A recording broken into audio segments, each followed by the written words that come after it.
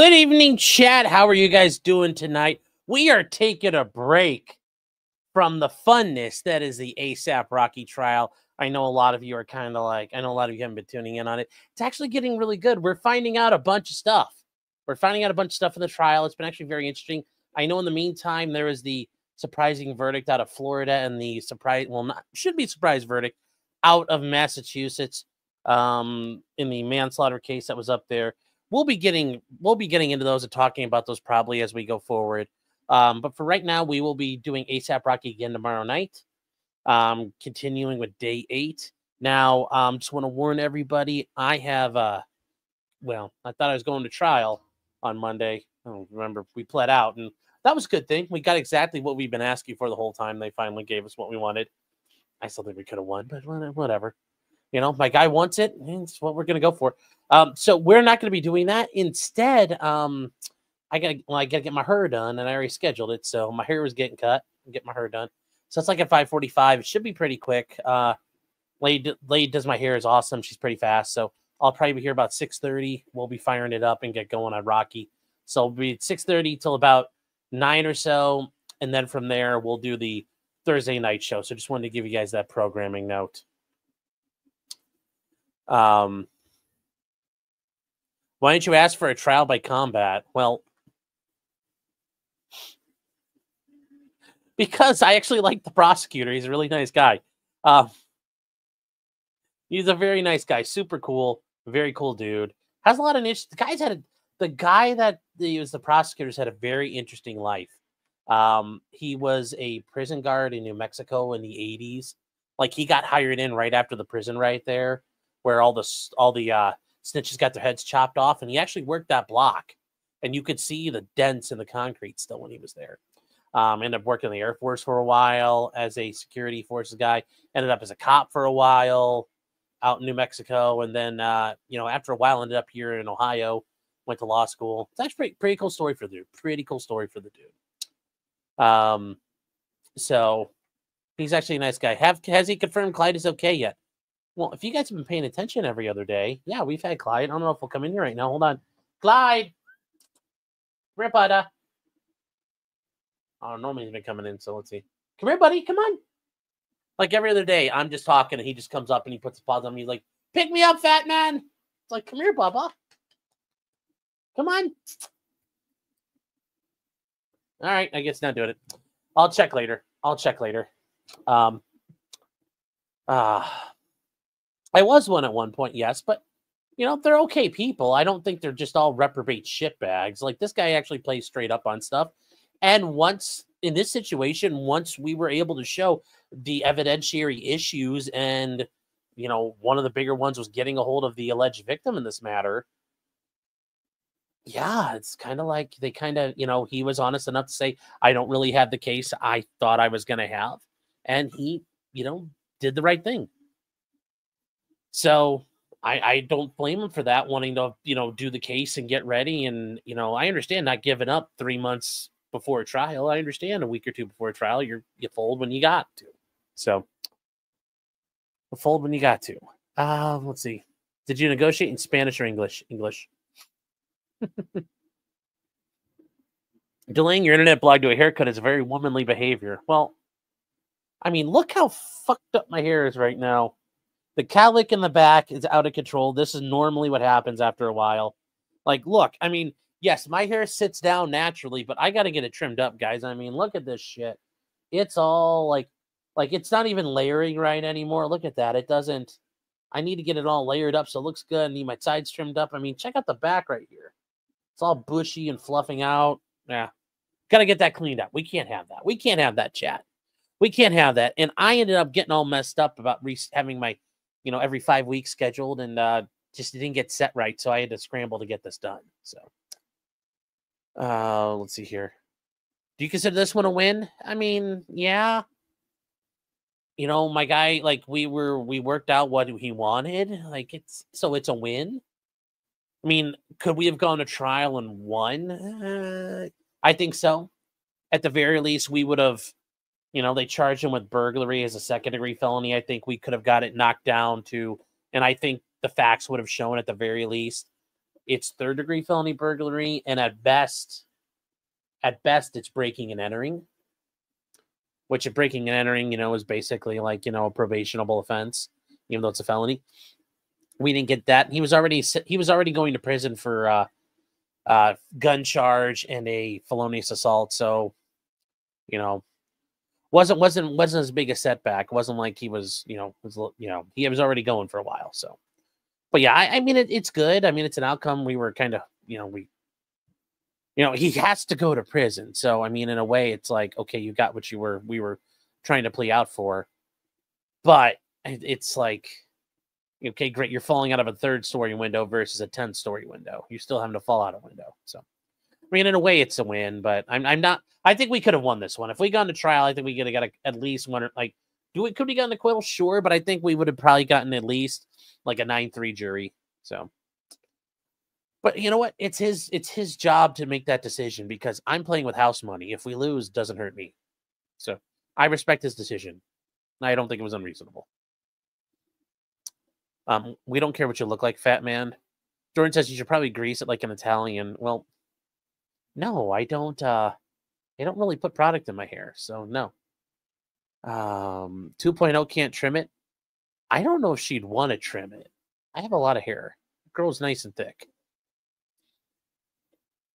I have bedhead. No, it's just like I comb it and I just have natural cowlicks on the back of my head that don't sit right, and I have to keep them short as a way of kind of fighting it. So buy a man and be a man and buy a Flowbee. Yeah, well, I should become one of those ponytail lawyers. My hair would get all wiry and nasty if I did that. As I've gotten older, my hair, when I was like in college, it was nice. You could probably do stuff with it, but now it's getting to not really take that. Not really getting there to take that. So I should have filed a Frank's motion. There wasn't this isn't the case Frank's motion wouldn't have done anything. There was no search warrant. So all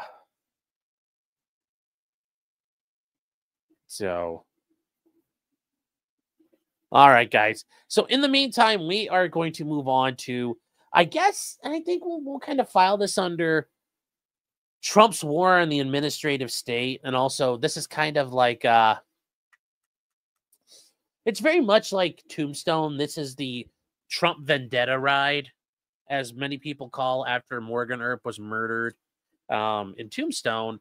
It wasn't the manhunt for the Cowboys. It was known as the Trump vendetta ride. Because, yes, they basically ran around using the authority of the government and settled family business.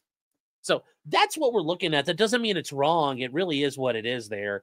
I'm sure, Trump is, doing things to help the world, but I'm sure, the government came after him, and he, the problem is when you fuck with somebody, they might fuck you back. That's always a danger.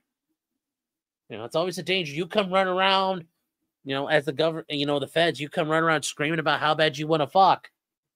You don't get to act surprised if somebody pulls their dick out.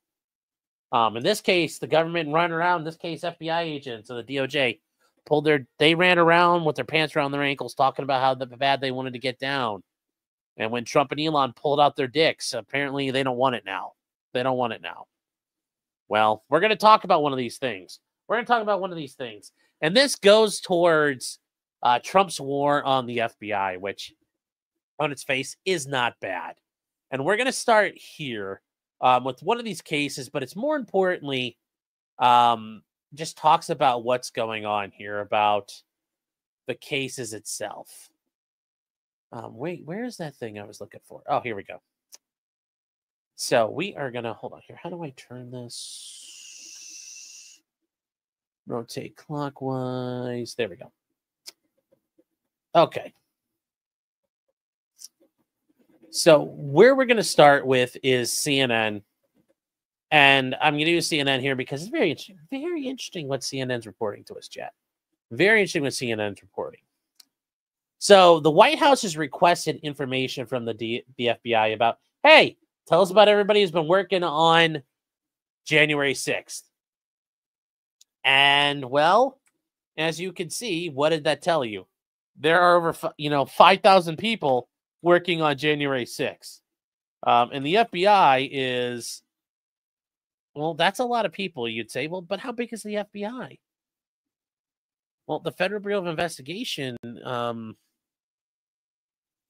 has roughly about 38,000 employees, but not all those people are agents. A lot of those people are civilian employees because think about it, like secretaries and all the other different types of staff you may have are not actual agents. But you look at how many FBI agents are out there. They have about 13,000, almost 14,000 special agents. Okay. Those are the actual, Mulder and Scully type shit. That's the case there. They have about 20, about 20 some thousand, professionals in the people who work in various roles, but are not the FBI.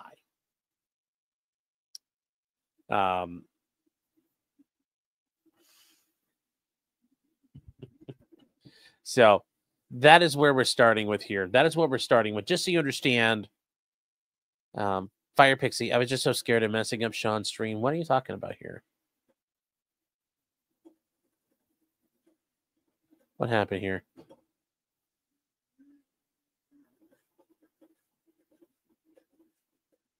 Oh, hold on here. Wait. What did I just miss here? Fire Pixie saying it's probably not the right place to bring this up, but I don't have many friends who have been very sick lately, which makes it terribly hard to work.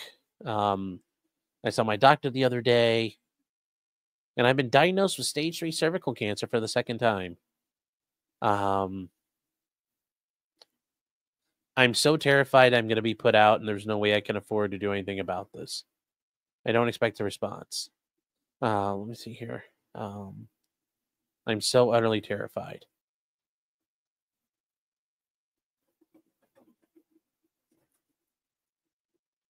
Well, what I would tell you right now is I think I just need to be heard. Thank you. Well, Fire Pixie, I guess I'll say this right now. Don't give up. You beat it once. It means you can beat it again. I know it's stage 3, but at least it's not stage 4. And I say that as somebody who's not dealing with stage 3 cervical cancer. So however hollow that rings, at least that's all I can offer you is, that you can beat this. You beat it once before. Whatever you did the first time, whatever they did before is going to be better than they did the last time. Medicine has gotten better and better and better. The technology has gotten better and better. There are more options now, more things they can do. So, things are, I'd say things are getting better, but I don't know ultimately what the road holds for you, but, you got to try to stay positive. You could beat it, and I hope you do. And, I understand it's so awkward if you don't, but if you don't know where to go to talk about things, I get it. I totally get it. Thank you for sharing it. Thank you. Say a prayer for you. I know we just, like CG just had a surgery he was talking about where he thought he might not make it the next day, and he's here now.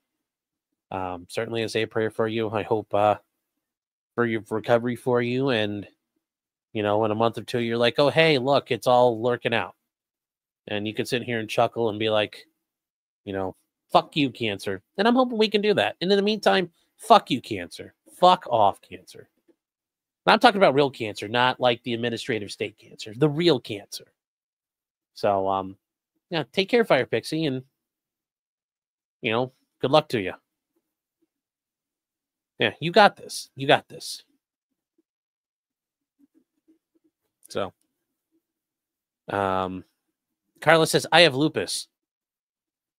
Like, you really have lupus? Because Dr. House says it's never lupus. Don't give up. I've had the cervical cancer, and they freeze, burn it out, and you don't even feel it. Well, and like I said, they will, well, Carla, thanks for sharing that. But, yeah, you're not alone. Fire Pixie, it's, nobody fights alone.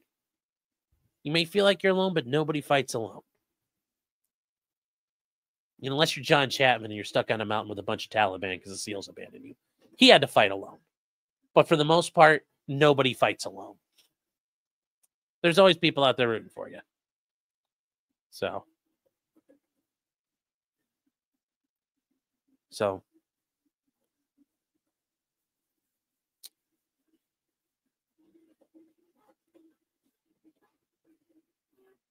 Trump wants his loops one of the Charlie Brown gang. Yes. He's the one with he's the dirty one. Derna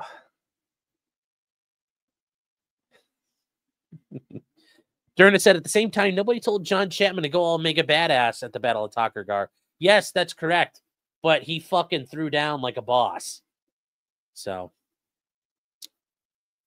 Oh, and Nicholas Croiser says, now you're green. And that's some good stuff there. That's some good stuff now. And that's because Cerebral Parasite. That's right, Chad. On a night like this, Fire Pixie, you hang in there. But in the meantime, Fed boys, we got some subs. We got 20 memberships out here, chat. And that's right, Grace. You see this color? You see what this means? It means not welcome. We'll make you a green. We'll make you a green. You know, chat, that's the motto now. You've heard of TND. You've heard of TTD. We're now on to TGD. Total government death. Maybe on to TFD. TFAD. Total federal agent death. That's right, Fed. Suffer. Except there's no green, there's no memberships coming for you, Fed boys. No memberships coming for you. The only thing you're going to see is a pink slip. God willing. So, I know it's Linus. He's the one with the blanket. Yeah. So.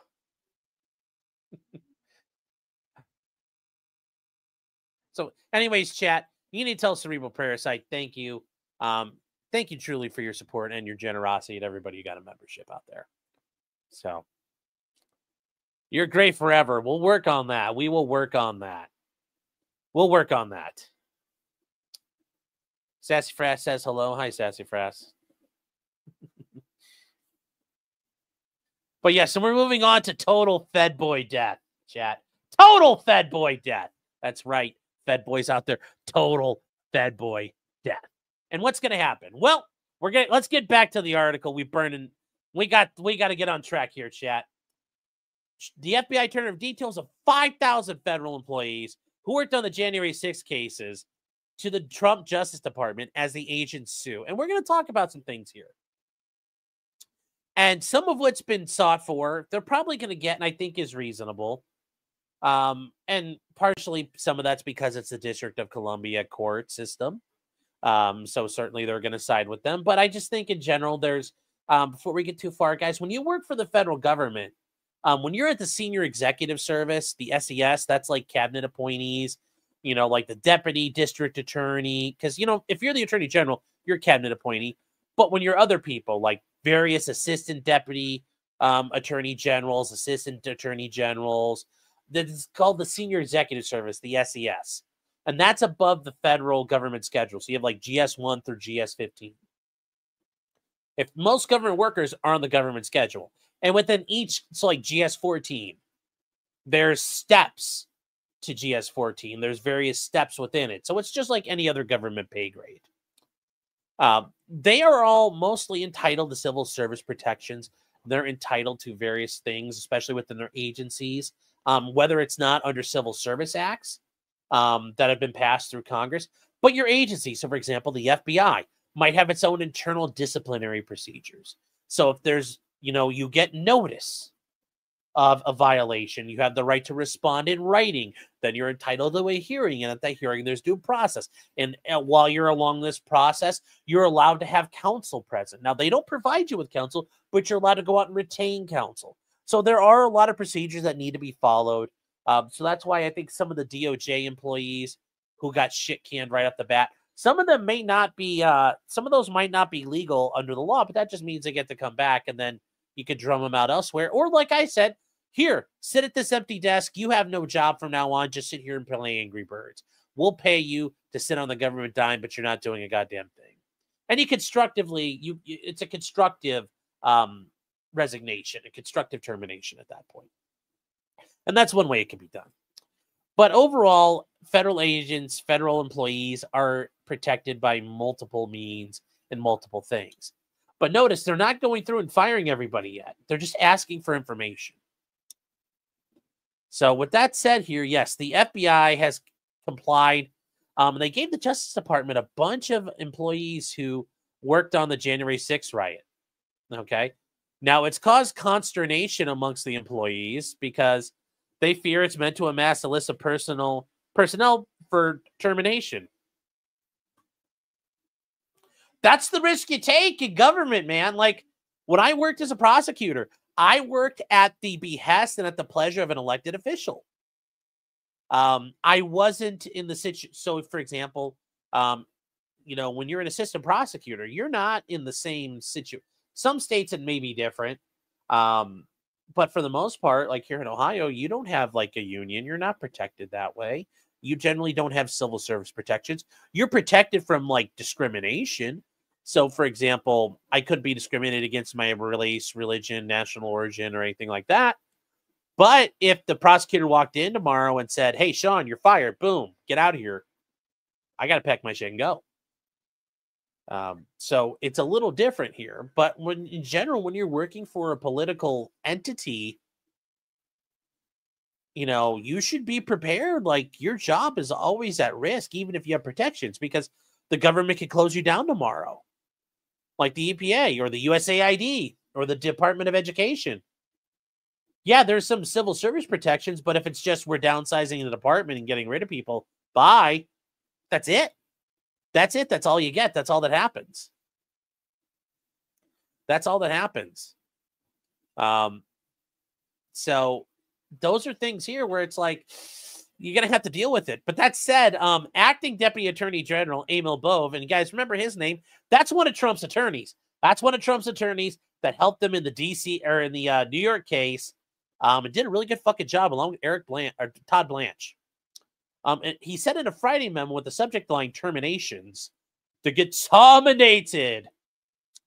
Had given FBI officials a new deadline Tuesday, so yesterday, to submit the details of thousands of agents and analysts. Bove previously ordered the firing of 8 senior officials, those who oversaw cybersecurity, national, and criminal investigations. More than 5,000 employee details were submitted, including employee ID number, job titles, and their sources. And there are more than 13,000 agents and a total of about 30,000 FBI employees. Meanwhile, the officials dispatched by Musk have been seen at FBI headquarters as part of his Department of Governmental Efficiency, or DOGE.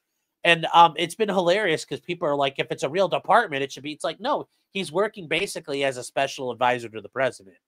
And that's a neat thing. Trump is in charge of the executive branch. And guess what?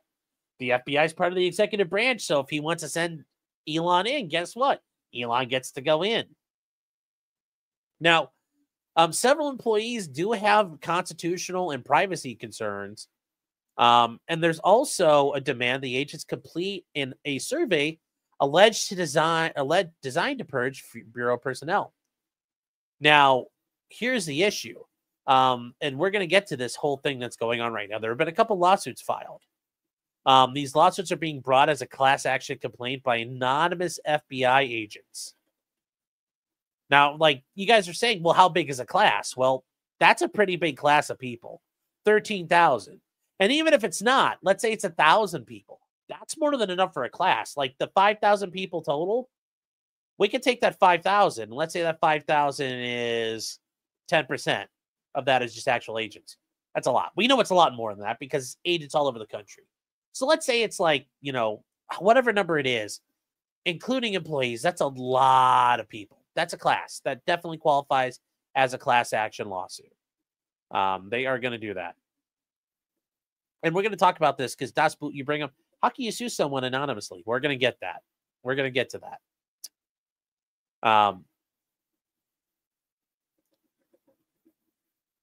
So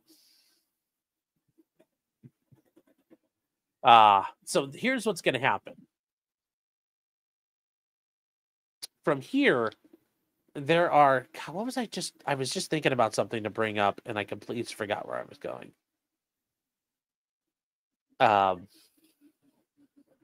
So we're going to move on to the actual, the FBI survey. Okay, so that's an actual thing out here, chat, is the FBI survey. The USAID stuff, I know you guys want to talk about that. We'll probably talk about that tomorrow. Or maybe we'll save it till Friday. We might do 2 shows on Friday, trying to figure some stuff out. But we're trying to work out some things here. We also may have a guest interview show coming up soon, which will be a lot of fun. So the FBI agents have been ordered to fill out the survey. Okay, it's only 12 questions. It's only 12 questions. It's very interesting. It's very, very interesting. And we have the whole thing here.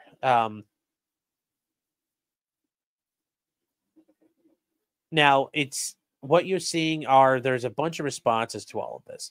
But here is the actual survey itself. And it's part of a lawsuit that's been filed. It's been filed as an exhibit. And we're going to get to those exhibits. We'll get to the lawsuit in a second, chat. But here is the actual screenshots of it all. And it says the Assistant Deputy Attorney General, and that means what ADAG means, okay? Here it says ADAG, that means Assistant Deputy Attorney General. Guys, I don't know who the guest is going to be. I know who it is, but I'm not going to talk about it because I haven't got it lined up yet, but I'm working on it. So this could be a lot of fun. It's a lot of neat stuff out there. So anyway, this is the form, and it says, like, obviously that's been redacted. It says, when you submit this form, the owner will see your name and email address, and anything at start is required. And it says, are you submitting this form on behalf of yourself or an employee? And obviously it says me, or it says, I wish it would say, like The Simpsons, you know, the correct answer is you, referring to me. So anyways, okay. What is your current title? Special agent. Okay. Are you currently a supervisor? Yes. As this person, are you currently an assistant special agent in charge? Or, oh God, what is SSIA? I forget what that is. Is a,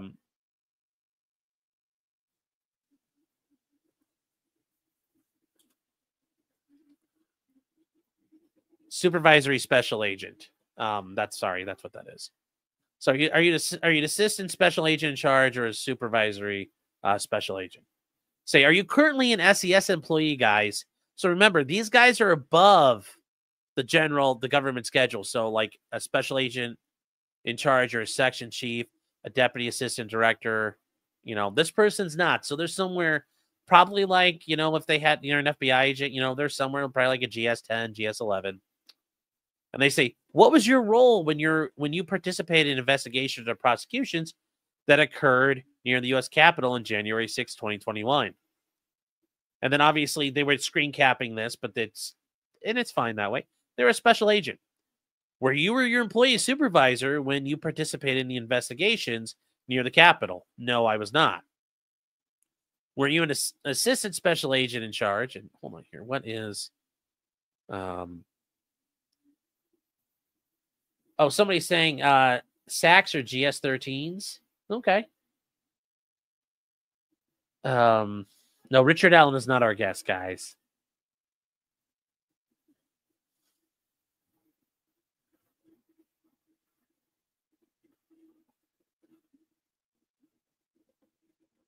Let me see here. 10 shows, do 10 shows on Friday. No, we're not doing that. We're not doing that. No, guys, the guest is not Chris Chan. So, where are you guys? Hold on here. What is Sean? It's a sandwich integrity agent. No. The SA special agents are GS-13s. Okay, sorry, Ginger Man. Thank you. Doc P says I'm a GS-14. I wish I was higher. Well, maybe you'll get there one day and get that sweet GS15 payola. Tech Guy South says, are you now or ever been a member of the Communist Party? Remember, John Brennan, the former head of the CIA, was a former member of the Communist Party. In some reason, that wasn't a big fucking deal. So, but yes, commies should not be allowed in the government at any point. So, I don't disagree with you. Special agents are 15 plus, depending on the agency. Yeah, but that's probably not for everyone here. Probably for not everyone here. Am I having Vosh on? No. I'd be having Vosh on because I'm shoving him out the helicopter. So, once a 15 opens up at my agency, well, maybe that'll happen. Maybe it'll happen, buddy. So, maybe that'll happen. Good luck. Hopefully they quit. Now, moving on here, guys. It says, were you an assistant special agent in charge or a supervisor special agent when you participate in the investigations? No. So we know they were a special agent. Okay. Were you an employee or an SES employee? So were you a member of the SES? No. What division are you currently in? The drop-down menu is first sorted by field offices, like at offices and headquarters divisions, and then in alphabetical order by the division's 2-digit character code. So this then narrows down where you work at and what your division is. What division were you in when there? And they blocked it out. And they say, what was your role in the actual prosecutions? Select all that apply. Were you an analyst? Did you approve documents in a file? You're in arrest. You led operations or participate in arrest. I hope you fuck you, whoever had to do this, fucking suffer. Jackbooted fuck. Assigned as a co-case agent. Jackbooted fuck. Evidence collection. Jackbooted fuck. Interviewed witnesses. Jackbooted fuck. Grand jury subpoenas. Jackboot. Responded to leads set by another office. Jackboot. Oh, they were involved search warrants. Okay. And they didn't have to testify at trial. Oh, interesting. The responses in this survey are provided. And it says, what was the approximate date of your employee's last activity relating to investigations regarding the Capitol? And they blocked it out again. They blocked it out again. So,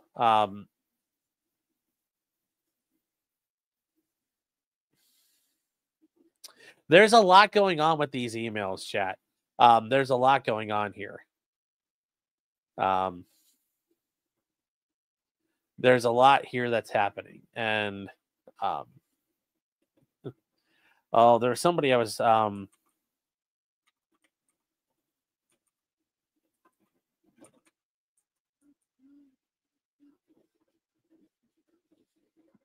so there are a bunch of complaints and people crying about what's going on here and what's happening. That, oh, well, they're very upset about this. They're very upset about what's going on here. So there's a lot going on with this. These agents are there's emails that are getting leaked. There's a lot going on there. There's going to be no mass firing of agents, though. Apparently, that's what's going on here. There's not going to be mass firing. They're claiming it's not. But they're going to cull through and check everybody who did stuff here. And what we're seeing now is a lawsuit was filed in response to all of this. And that lawsuit is... where is this here? So this lawsuit was then filed in response to all of this. This is one of them. And we're going to get to who this is. So it's John and Jane Doe's 1 through 9.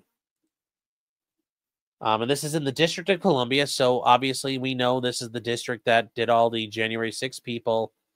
This is also the district that refuses to put the fries in the bag.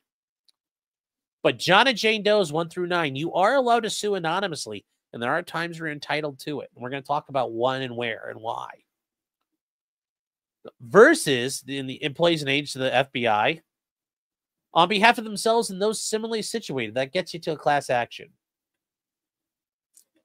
And it says the Department of Justice and James McHenry as acting Attorney General of the United States. Now, since Pam Bondi has been confirmed, it's going to have to then turn into Bondi because Pam Bondi is now the Attorney General. God almighty, hold on to your butts. I don't think that's good for guns, but we'll see what happens. We'll see what happens. So obviously it comes in through here. It says, now comes plaintiffs John and Jane Doe's 1 through 9 on behalf of themselves and all similarly situated current and former agents and employees of the FBI. And it's a class action complaint for injunctive relief. So you notice that it's a class action complaint. And you have, this is, you guys would see this, you have to include these things when you're seeking a class action.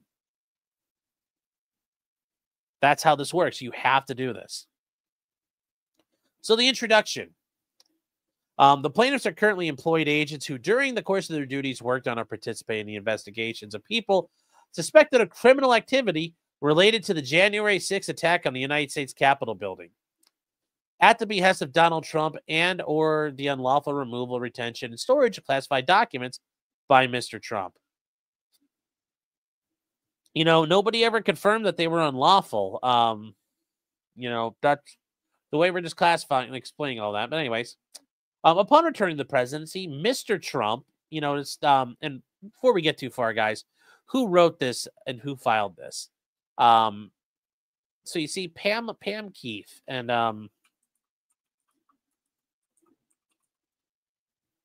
Pam Keith. You know, you see it's the CEO for the Center of Employment Justice. And if you guys really want to see some real cringe shit, she has a Twitter and it's absolutely fucking garbage. It's absolutely fucking garbage. Her Twitter is fucking awful. That doesn't mean she's a retard at her job, but she's not. Like, her tweets are just fucking awful. Her tweets are hot garbage. So, with that being said, we're gonna go back to the complaint here. Yeah, Pam Keith is a psycho. So, but yes, Mr. Trump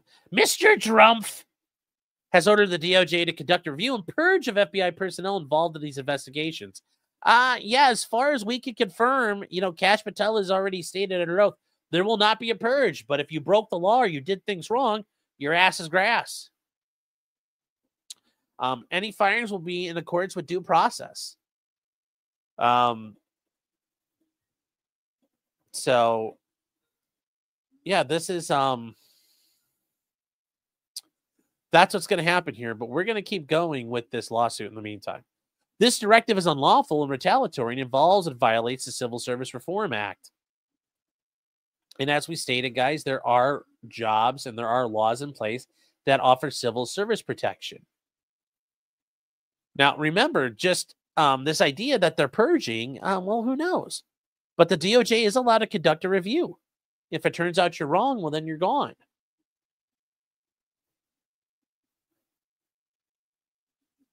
Additionally, plaintiffs were instructed to fill out a survey that would identify their role in the January 6th and Mar-a-Lago cases. Some plaintiffs were required to fill out the survey themselves. Others were told their supervisors would be filling out the form.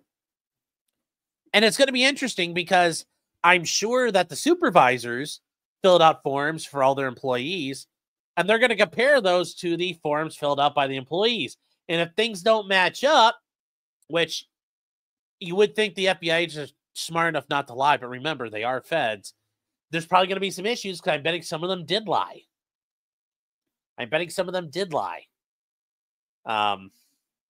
FBI, the plaintiffs were informed the aggregated information is going to be forwarded to upper management. Okay, well, that's not a problem yet.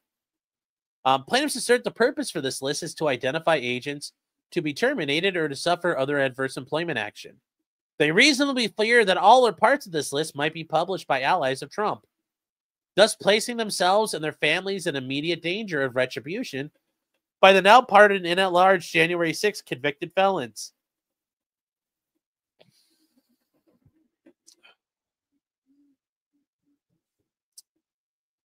Suffer.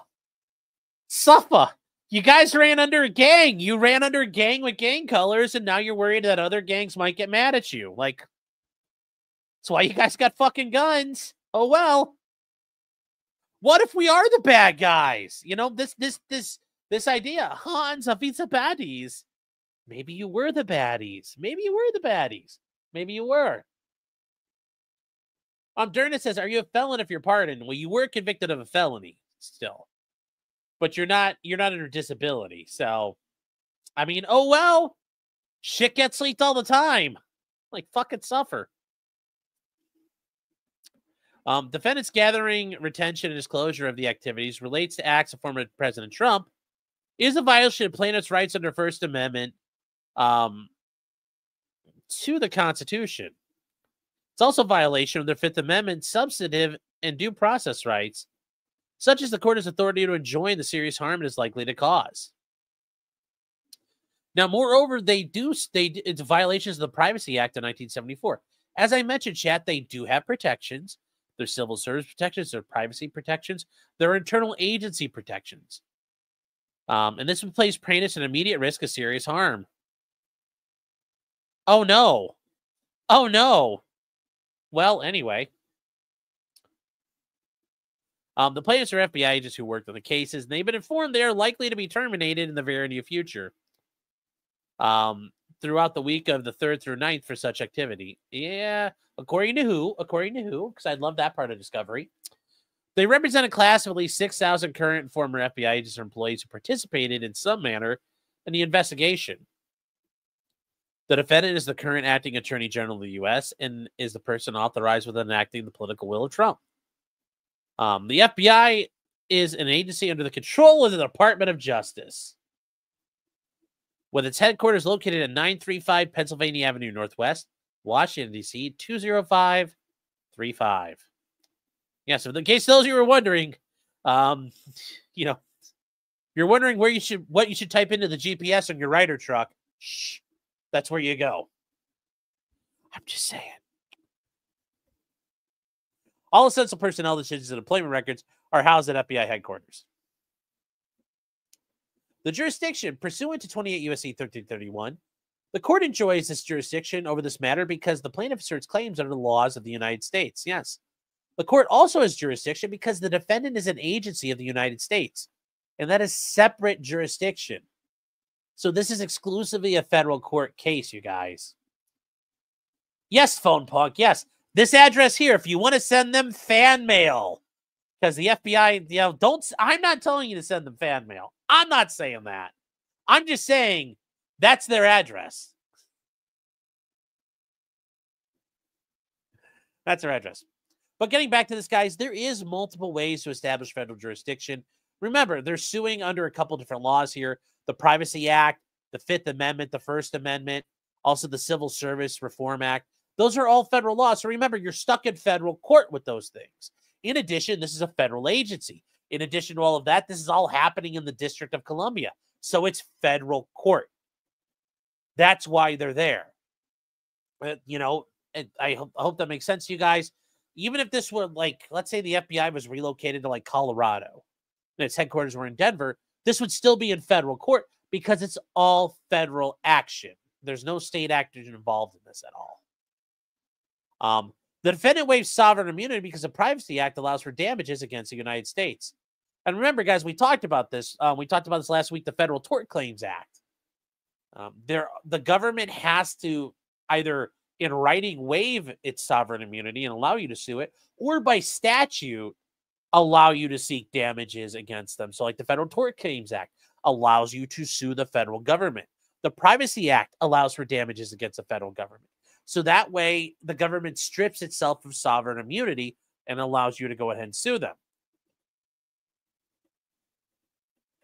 And allows you to move forward in that. Where did I put? Oh, there it is. How are we looking? No, we're looking pretty good. So the sovereign immunity for declaratory relief is waived by Section 5 U.S.C. 702 and by the fact the plaintiff asserts claims pursuant to the Constitution of the United States. Yes. The plaintiffs are not seeking any universally applicable our national remedy or injunction. Rather, they seek injunctive relief only for themselves and members of the putative class that are parties before the court. So that's what they're trying to do. They're not saying we need a national remedy like you hear where Hawaii judge goes out there and stops something nationwide. They're just doing it for the people in their class. So that's all they're trying to do here. Now, as far as what's a putative class here, I hate it when it scrolls up like that. But a putative class is any class where people are existed or believed to existed. So typically, like in a case involving a child who we don't know who the father is, you know, you might list John Doe and then other parties who are believed to be fathers. Stuff like that happens all the time there. So something to think about. Also, guys, I hope you don't hear the printer running too hard. I'm trying to print some stuff out. We'll go over later. The FBI investigates a variety of crimes, including terrorism, which normally it starts, cybercrime, white-collar crimes, and public corruption. Yes, the FBI has also been corrupt since J. Edgar Hoover started it. The FBI collects, analyzes, and shares intelligence to understand and combat security threats. It's also stomping all over rights. Additionally, the FBI provides services like fingerprint identification, lab examinations, and training. Yes, just like its hair follicle analysis, which ended up having to admit was bullshit.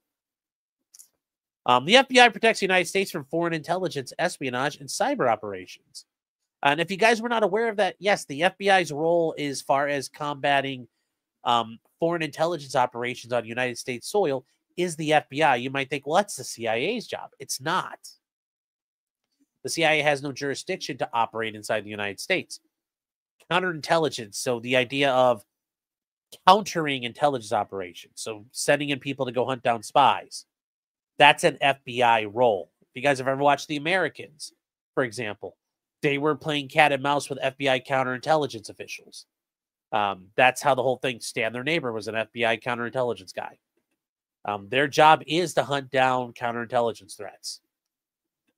The FBI is part of the DOJ and reports its investigations to the Attorney General and the U.S. Attorney's offices. It's impossible to overstate the importance of the FBI's work to the security of the United States. Well, I don't know about that. I don't know about that. I don't know about that, really, there. I don't know about that, chat. I'm just saying. Yeah, I don't know about all that. The FBI agents are chosen through a thoroughly, highly selective process. Are you sure about that? And are carefully screened for aptitude and trustworthiness. Are we like, okay, now we're just like, you know, just like, I'm just sitting here going, we're just going to hit X, chat. Hold on, we need to just, chat, just hit your X button right now. X to doubt. X to doubt. X to doubt. X to doubt, chat. X to doubt. Agents go through more than 4 months of intensive training at the FBI Academy before beginning their duties and attend numerous training sessions throughout their careers to adapt new technologies and emerging threats. Which class did they take when they shot Vicki Weaver in the face at Ruby Ridge? That's what I want to know. Many FBI agents are multilingual and routinely interface with intelligence agencies from allied nations, and they do. FBI agents training, the training they receive is comprehensive and in some instances extremely expensive. Okay? Upon information and belief, the plaintiffs assert that each agent receives more than $3 million worth of training in a 20-year career. That's because they operate with somebody who has an unlimited checkbook. That's because you work for Uncle Sugar. That's, you know, woohoo, brag about it. That's not a great thing there. I guess we need to tone down the amount of money we spend on them, because that's a lot of fucking money for scumbags. That's a lot of money we spent.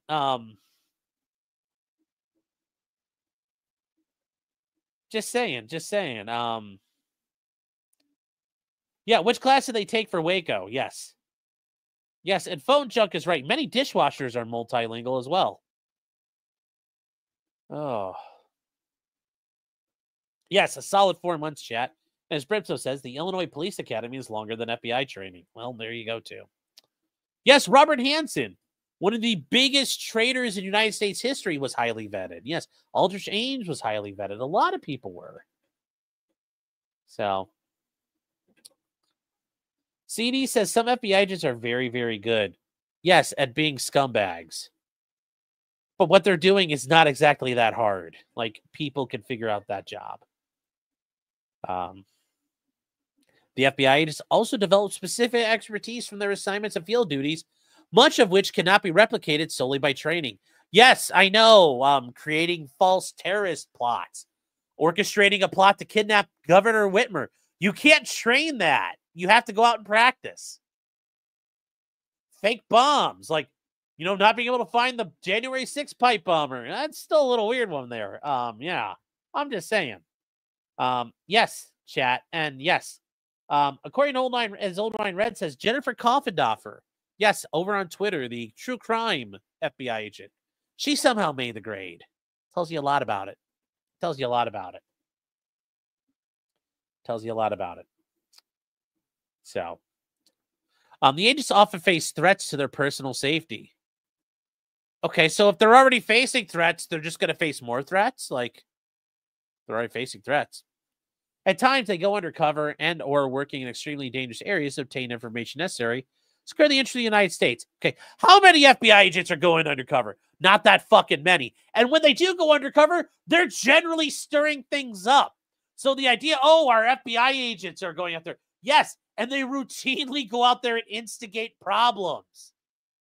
Just like their informants do when they're running CIs and snitches.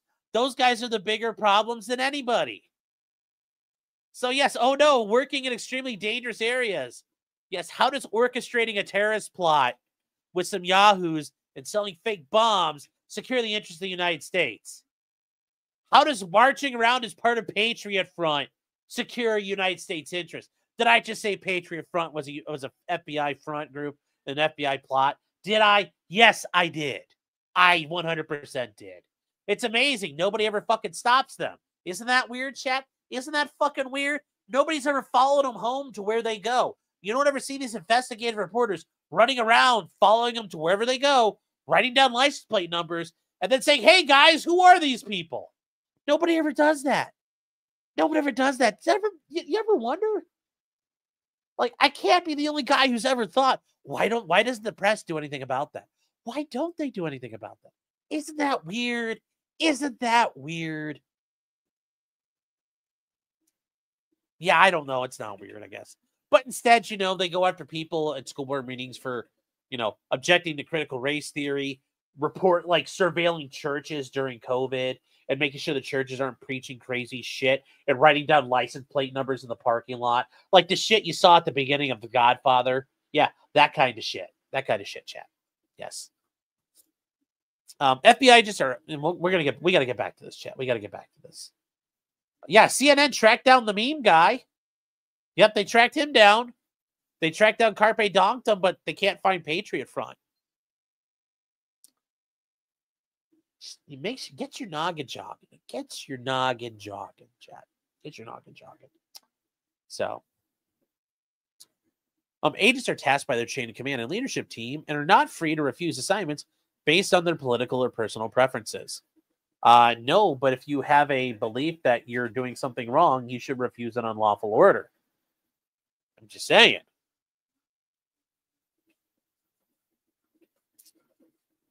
Plaintiffs' tasks routinely involved reviewing video evidence, interviewing witnesses, executing search warrants and arrest warrants, interfacing with snitches, reviewing cyber communications, investigating financial transactions for the purpose of identifying persons engaged in unlawful conduct. And then when we get to on January 6th, a protest led by Donald Trump took place at the Ellipse in front of the United States Capitol building, which erupted into violence. Now, notice here,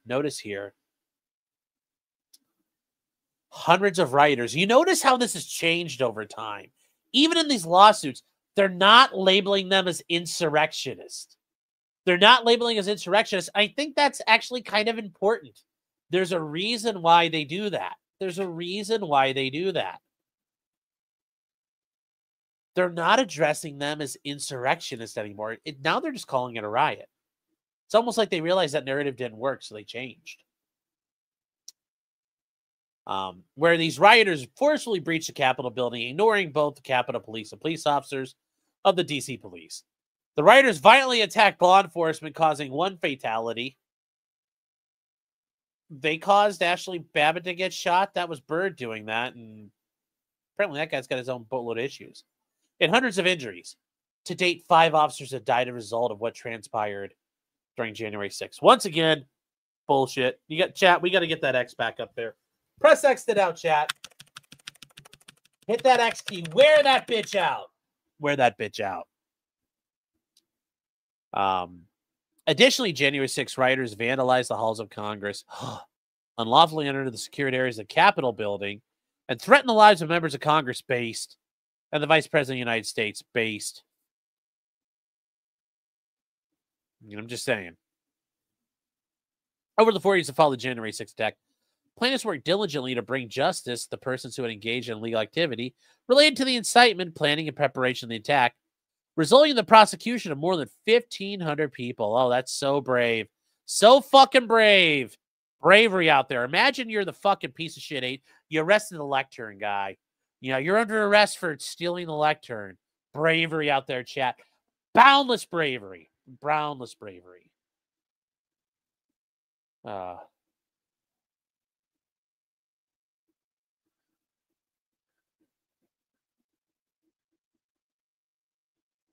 So, a reoccurring theme is the trials of the January 6th defendants, that they appeared at the Capitol and engaged in action at the direct request of Trump. Really? Okay. It's also undisputed that while Trump was keenly aware of the violence taking place, for hours he did nothing to intercede or persuade the rioters to cease their activity. Now, notice, chat, this is Carlos saying that pic of him is epic. Whose picture is epic? Whose picture is epic? But the theme here, yes, the theme. But yeah, like that was proven. I don't know if that was actually proven. I'm just saying because that was in a case that got dismissed. But what do I know? What do I know? I'm not a fancy lawyer like Pam Keith. I'm not a fancy lawyer like Pam Keith. So, Neo Dark Matter saying we read the January 6th report again. Yeah. Yes. We're not. At this point, though, this is just oh yes, the lectern man. Yes, there's a pretty Chad picture. This is it's just notice it's putting that message in there. It's political advocacy, and you're doing this to the D.C. court. So remember, those judges are all about rah, rah, rah, rah. They wouldn't dismiss with prejudice, and they shit their pants and pissed and cried about it. And we had that other judge, Judge Maida, who was like, "I'm going to add on terms to your probation, even though you can't be punished anymore." And then he had to admit, "Yeah, I guess I was fucking wrong." So information obtained during the investigation of the January 6th attack also established that Mr. Trump, once again, not President Trump, was an active participant in the planning of the attack on the Capitol. Oh, really? He was active participant in planning the attack on the Capitol. Okay. And of the coordinated effort by some members of Congress to evade certification of the election results. Plans to assert the ultimate goal of both the January 6th attack and the efforts of Congress by Donald Trump was to block the peaceful transition of power to the winner of the 2020 presidential election, Joe Biden. Yes. Chinese Joe. Chinese Joe. Yes. Yes. The best election ever. Best election ever, chat. Most certified election ever. Totally didn't seem to defy odds, and now people are wondering, where did all those Democrat voters go? Totally, nobody's asking fucking questions about that now, huh? Nobody's asking questions about that now. So, as told the work and other members of the putative class, Special Counsel Jack Smith achieved a grand jury indictment of Donald Trump, which was in the process of being litigated when the election took place. Safa! Listen to this is just the crying now. This is just, yes, Alex C says the most votes ever, in fact. Yeah. Yep. And then all those people disappeared 4 years later. Totally not an issue. Totally also not an issue because, I guess we weren't doing mass mail-in voting anymore. But once again, what do I know, chat? What do we really know? So, also as a result of the work of the plaintiffs in the class, Smith was able to secure a grand jury indictment of Trump for the unlawful removal, intention, and storage of classified documents of Mar-a-Lago. Yes, and an indictment is not a conviction. It's merely an accusation. During his campaign, once again, President Trump repeatedly stated he would personify the vengeance or the retribution for those he called the political hostages for their actions during the January 6th attack. Based. Based. On or about November 9th, Donald Trump was reelected president. Based. On or about January 20th, Trump was inaugurated. Based.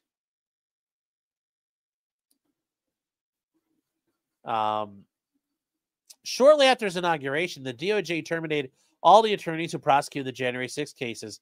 Based. I think some of them do have protections, though. We'll find out.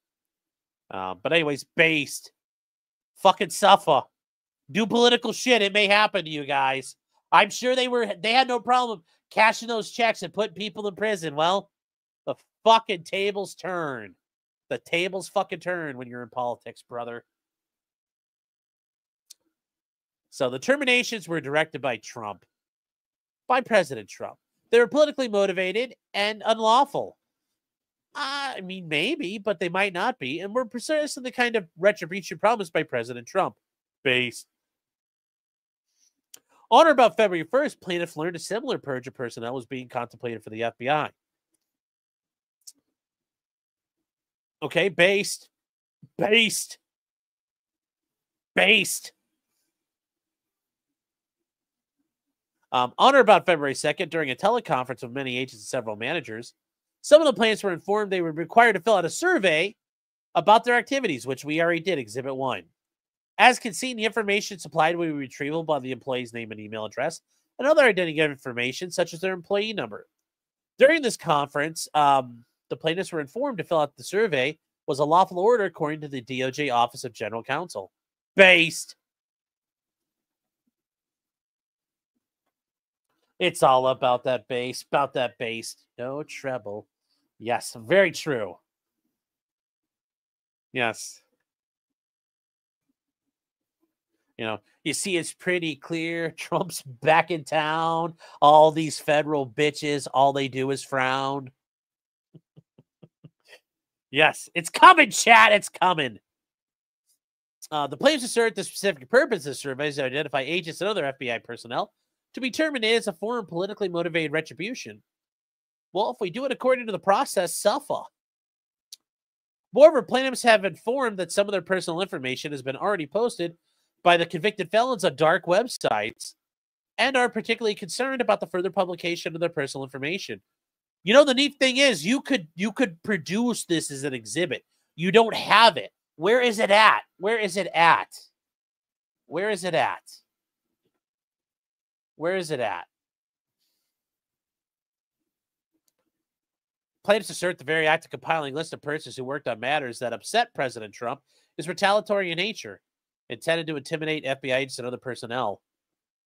They should be afraid. I'm glad they're afraid. It's probably the first time in their life they're afraid. Mega-based. Mega-based. They weren't that afraid kicking in people's doors.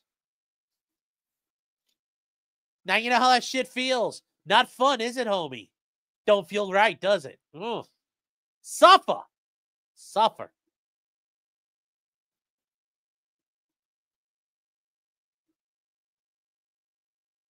And discourage them from reporting any future malfeasance, and by President Trump and his agents. Oh, well, you know what? You have whistleblower protection, so you can go blow a whistle. You can always do it. You have whistleblower protections. So, sucks to suck, feds. Sucks to suck. I'm just saying. People there, you know, people I'm willing to give a fuck to are not you. It's widely been reported that Elon Musk and persons working with him have recently attempted to access government databases that house personal information without regard to security protocols, without a legitimate business purpose. They work for the president. That's all that fucking matters. Doge is coming, baby. Doge is coming for y'all. He's allowed to do it. And if you guys don't know, Elon has his team of like 20-year-old autists burning through the USAID's data right now, compiling things. Like, it's going to get biblical, chat. It's going to get biblical.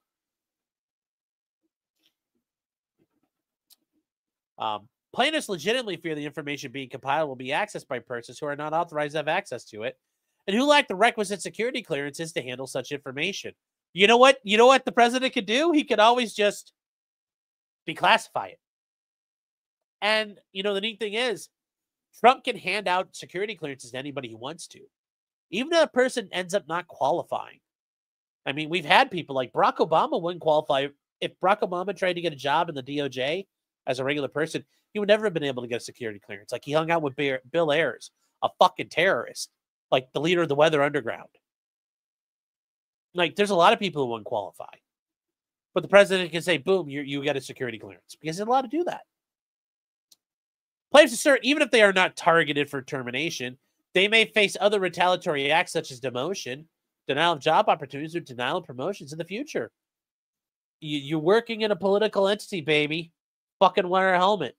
Fucking wear a helmet. I don't know what to tell you. But womp, womp, womp. Womp, womp, womp, womp.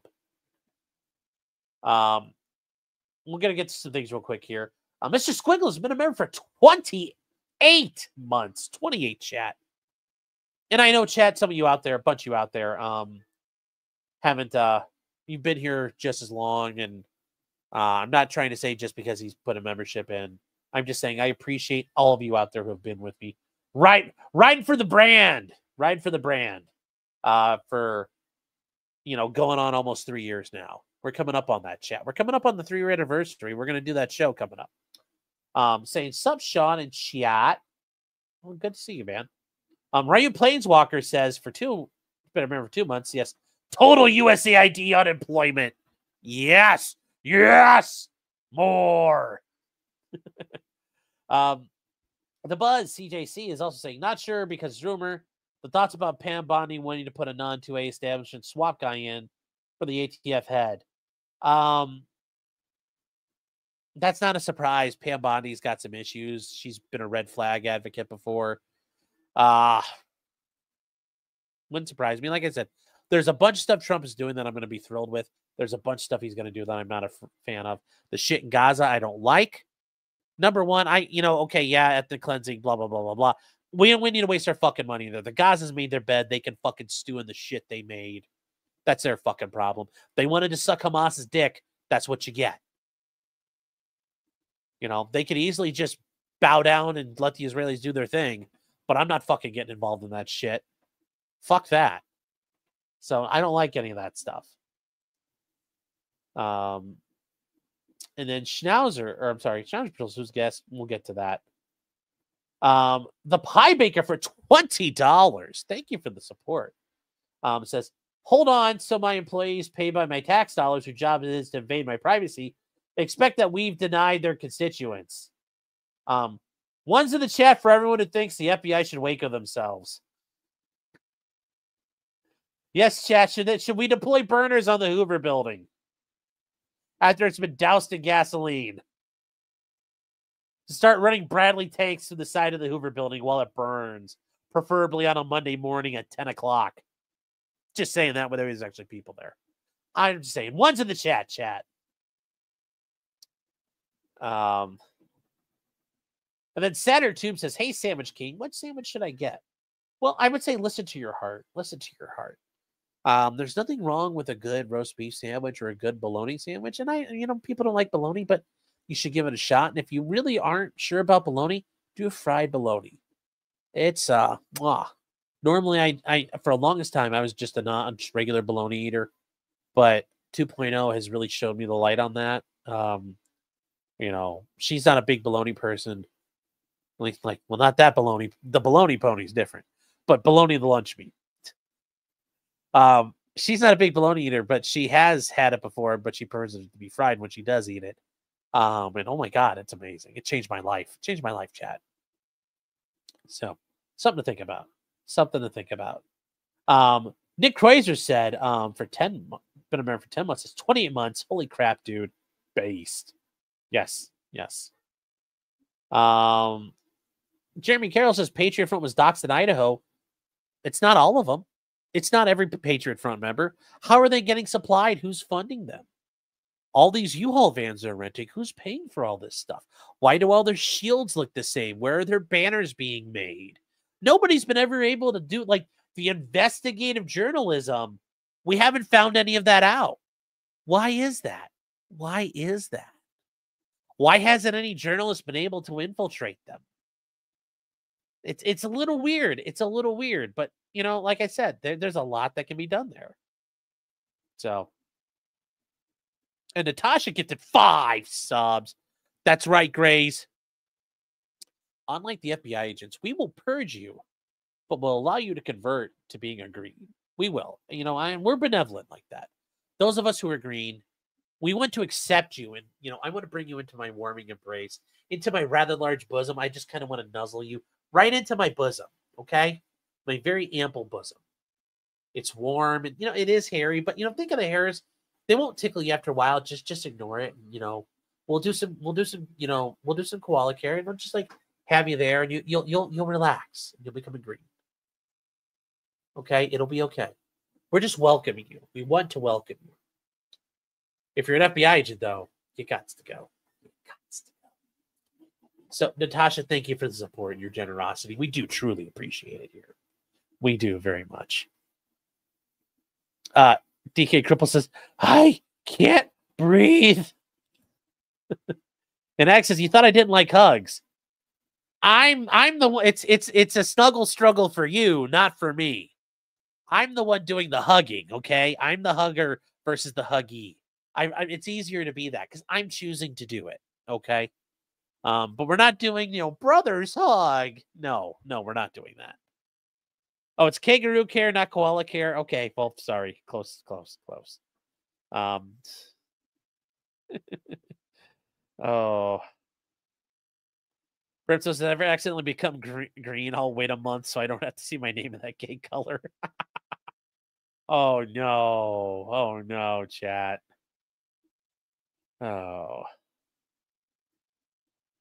So. All right, chat. We're going to keep going here. We're going to keep going. Because I block all YouTube ads, I'm never eligible for green. Really? That's interesting. I didn't know that. And JC says, I am the one who hugs. Yes, I'm the one who knocks. All right, chat. We're going to keep moving here. We're going to keep moving. Koala care, LOL. Well, did I just threaten you? Yes, suffer. Suffer. All of you suffer. Suffer, all of you. Suffer. That's all you're going to do is suffer. So. All right, chat, here we go. All right. So the class actions allegations, guys, this is where you actually need to set up, and there are rules for this. And I don't think we've ever gone over a class action lawsuit yet. So I do think it's important we address this stuff. Because when you plead, just like when you're alleging fraud in a case, you have to allege particularity. For a class action, you have to do separate things. And there are special rules for it. Okay? So they talk about the class action part of this complaint. And it's actually important to go over. So this is for you. It's an identifiable group of people. You know, all FBI personnel whom the survey was requested and or completed by the Trump administration that identifies the role of the January 6th and Mar-a-Lago cases.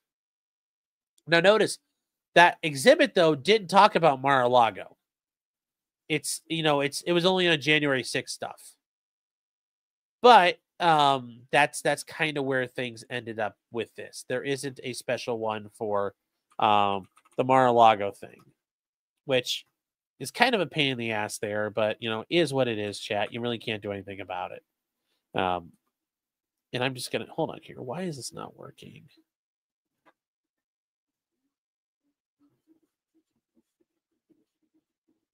Let me see here. You guys are saying chatters of color. Jesus. Stop it, you guys. Stop it. But anyways, yeah, there is no other exhibit, so we don't have the Mar-a-Lago thing, but we just work with that. I just want to double check it wasn't out there. Now, as class certification is appropriate under the federal, guys, when you see this abbreviation, that's legal citation for the Federal Rules of Civil Procedure, Rule 23A, B1, and B2, and alternatively B3. So if you guys, as I said before, when you ever decide to defend yourself or represent yourself, you have to not only know the applicable laws, but then you have to know the rules of procedure for wherever it is you're dealing with. So each state's going to have rules of civil procedure. Now, a lot of times they're going to be the same as the federal. Many times they're based off of it, just like the rules of evidence. But each state's going to do its own things to it and will change things up or may reorder or number things differently.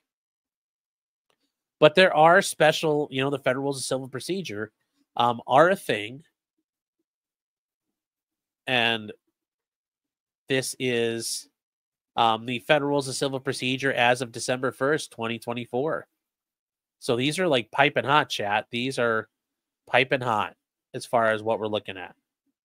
So you scroll through it and it gives you like everything there in your table of contents, and you got to go through it and start looking. And, it's 140 pages, but it's got everything you need in it. So it talks about the rules for different things. So supplemental rules for admiralty, like there's a lot of rules out there, Chad. If you didn't know this, this is how it works. There's rules for Social Security Administration actions, admiralty law.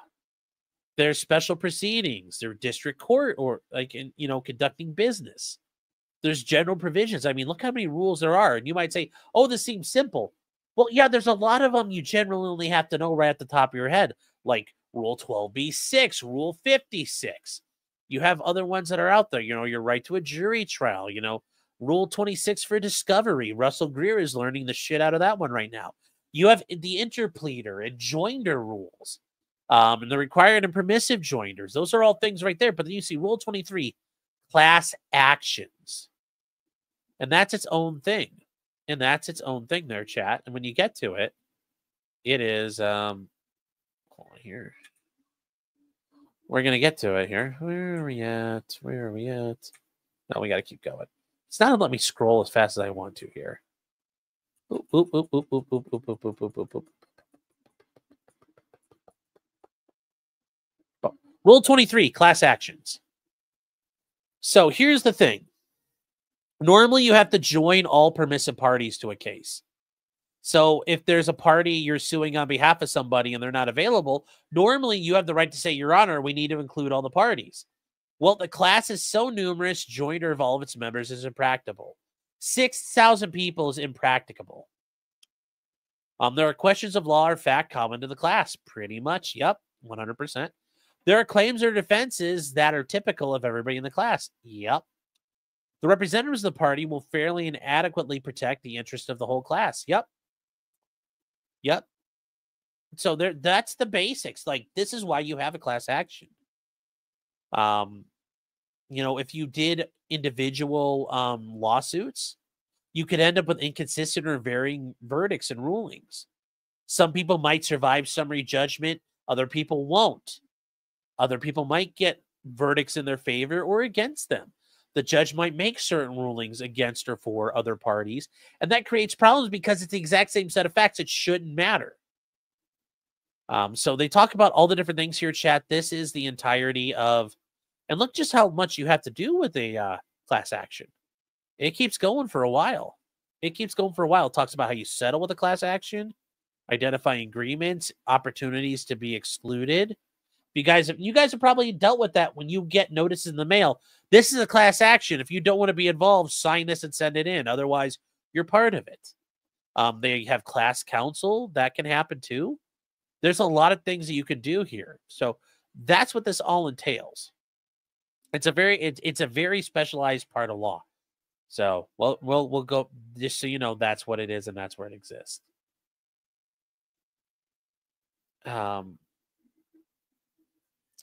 Tim says, how do they know every class member before Trump admin completes the review?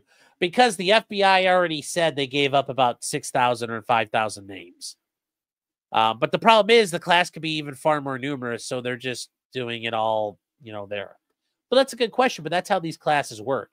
And as discovery goes on in the case, the class might get narrowed. And they might realize, okay, really, it was only 4,000 people. Or it might turn out to 8,000 people. We don't know. But that's how you'll work on narrowing down the field. That's a very good question, Tim. That's a very good question. Anyways, they keep going on to further state this class satisfies the numerosity requirement because it's at least 6,000 people. There are common questions of law and fact. It's whether the survey is collecting information to determine which agents worked on the Mar-a-Lago cases, whether the survey is collecting information to catalog for eventual termination, whether the survey is collecting to catalog FBI agents for eventual otherwise adverse employment actions, which like denial of opportunities, because remember, under civil service and agency laws, you are entitled to employment, but also if you haven't done anything wrong, at least under agency, you might be entitled to promotions, career development. So they're arguing all those adverse employment actions. Whether it's lawful for the defendant to collect their names for the purposes of termination or other adverse employment actions. Whether its motivation is for discrimination based on real or perceived political affiliation. Whether they will suffer irreparable harm. Whether the publication of information gathered would cause irreparable harm. Whether the system of records is defined by the Privacy Act. Whether all plaintiffs have First and Fifth Amendment rights that would be violated if the defendant were to disclose the information gathered by the survey. I don't know how they'd have a First Amendment right there because they're being compelled to speak, and they could argue it's a Fifth Amendment right. But I'm not sure how well that would work either. Those are probably a little more nebulous because they have Privacy Act and Civil Service Act protections that are probably a lot more concrete. They say whether all plaintiffs in their First and Fifth Amendment rights should be violated should they use the information gathered to retaliate. Plaintiffs are typically I don't think so, because all the information they could receive from FBI records, they would have all that cataloged and coded anyway. Everything they do is on the books. So whether or not the surveys are there, I think that's more of just to smoke out people lying, so they can say you lied on a survey we ordered you to take, therefore you're fired. If I had to guess. Ghosty says, how do I go about turning in an FBI agent who investigated me for years? Not yet, but give it time. Not yet, but give it time. Yes, there were text messages bashing Trump. Yes. Remember Peter Strzok and Lisa Page. We've got insurance policies. Don't worry. So, just remember that, chat.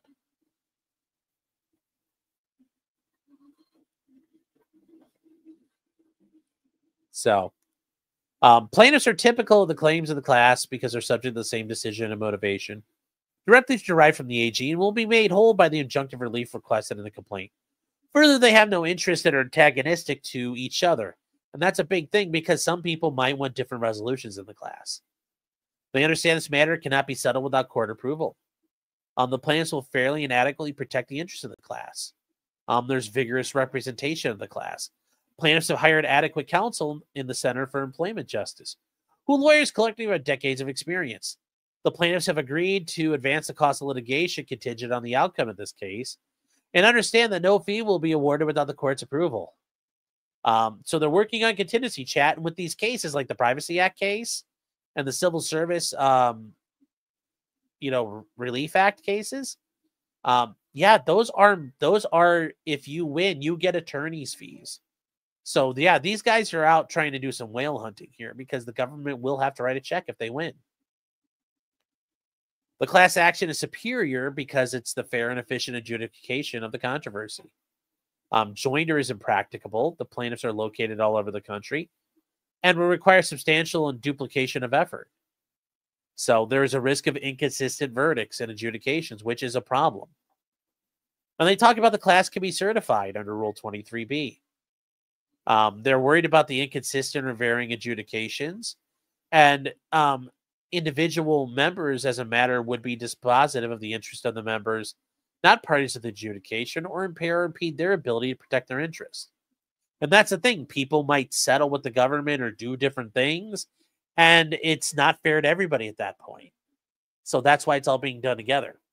The opposing party has acted on grounds that apply generally to the class, and that relief is appropriate because it'll take care of the class as a whole. They talk about further that there is the questions of law and fact are common to the members of the class over individual questions. And the class actions appear in other forms. And they say, given the nature, no class member has an interest in individually controlling the prosecution. So they talk about claims for relief, a violation of the First Amendment to the Constitution, retaliation based on perceived political affiliation. The government employees are protected by the First Amendment from discrimination and retaliation based on their political beliefs, affiliation, or the perception thereof. They say, they talk about this, the plans for to self-report their activities on the cases, or we're told their managers will be doing it. Yep. And they say on January 31st, the DOJ summarily terminated all the employees, and we already know these facts. They reasonably believe that this information will be used to target them for retaliatory discharge. If it's done in accordance to the rules, what do you expect to happen? Now, I will say there are people, and I've heard this, that Trump might just say, fuck it, I'm the president, I'm ahead of the executive branch, fire them. Well, yes, that's kind of like the smooth brain answer. He can't just do that. So if he tries it, it's going to be a retarded thing. It'll get stopped. And then if he tries to fire them later through process, they'll be able to stick around. So if Trump is smart, he'll just do it the right way. He'll do it the right way. So, but yes, they went after January 6ers based on their political beliefs. I agree. But, yeah.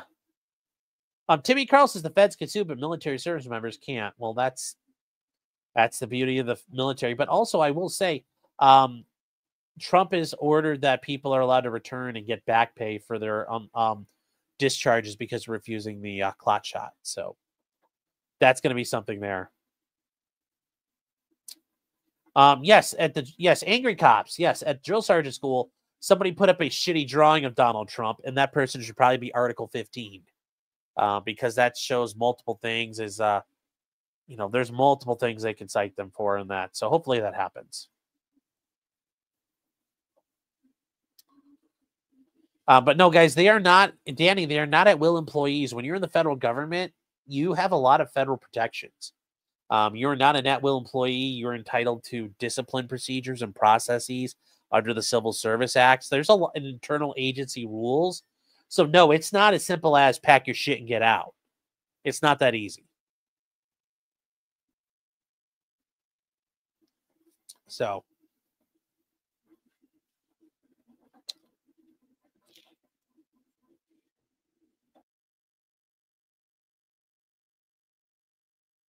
Angela does mention, yes, some of the January 6ers already had other criminal charges pending against them. Yeah, and they're now getting reincarcerated, which, yeah, that's how it works. You escape one sentence, you're now in another sentence.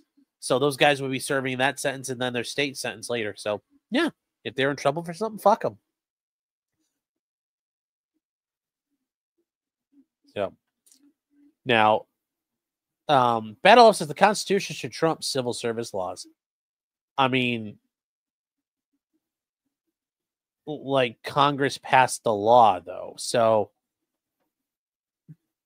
you can't really, like, that's not how that works. I get what you're saying, but you don't really want that.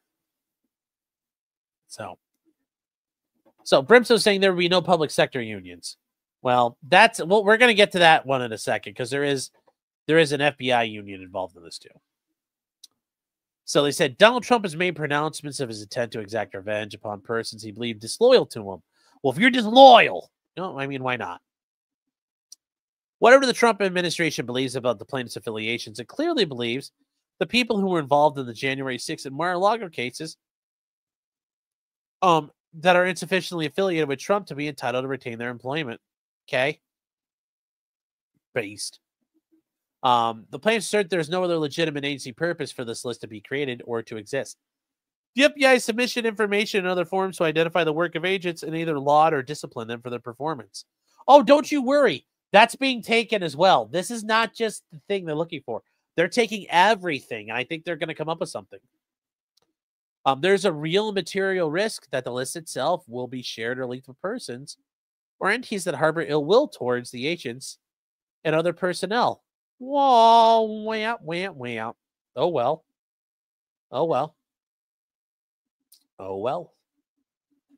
Should this information fall into the wrong hands, plaintiffs will be placed at immediate risk of serious harm and harm to their loved ones.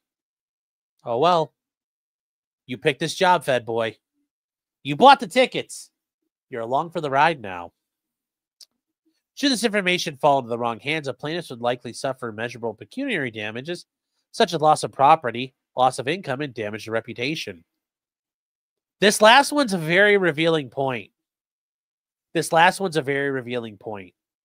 They would, as a loss of property. I mean, like what? Nobody's forcing you to sell your home.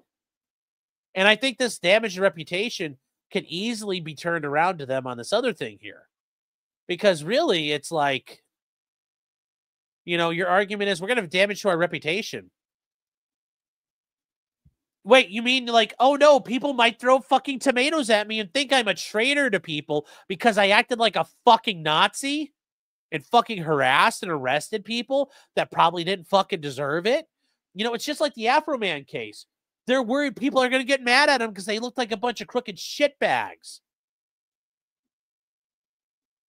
It's like, you know, like right here, guys, you hear this? The world's smallest fucking violin is playing right now. World's smallest fucking violin. World's smallest fucking violin.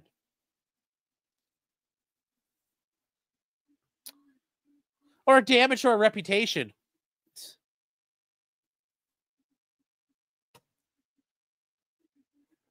You know, that's a tip-off. That's a tip-off.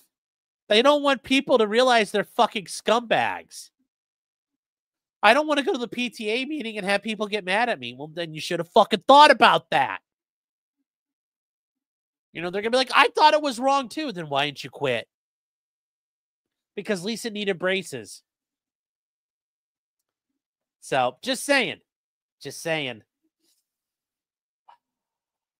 They're worried they'll be treated as they view people. They're worried they'll be treated exactly as they deserve. Yes, they're worried people will be treating them the way they're worried about being treated. Yeah. So that's very interesting. Very interesting. Should this information fall into the wrong hands, the national security of the United States will be severely compromised. I don't know about that. And I mean, also saying the Chinese government routinely hacks the government. I don't really know how that's any worse. But yeah, something about golden rules. Yep. Plaintiffs emphasize they will worked on a wide variety of threats to the United States, originating both domestically and from abroad. And that list of persons who would wish to harm upon them for their execution of duties is vast.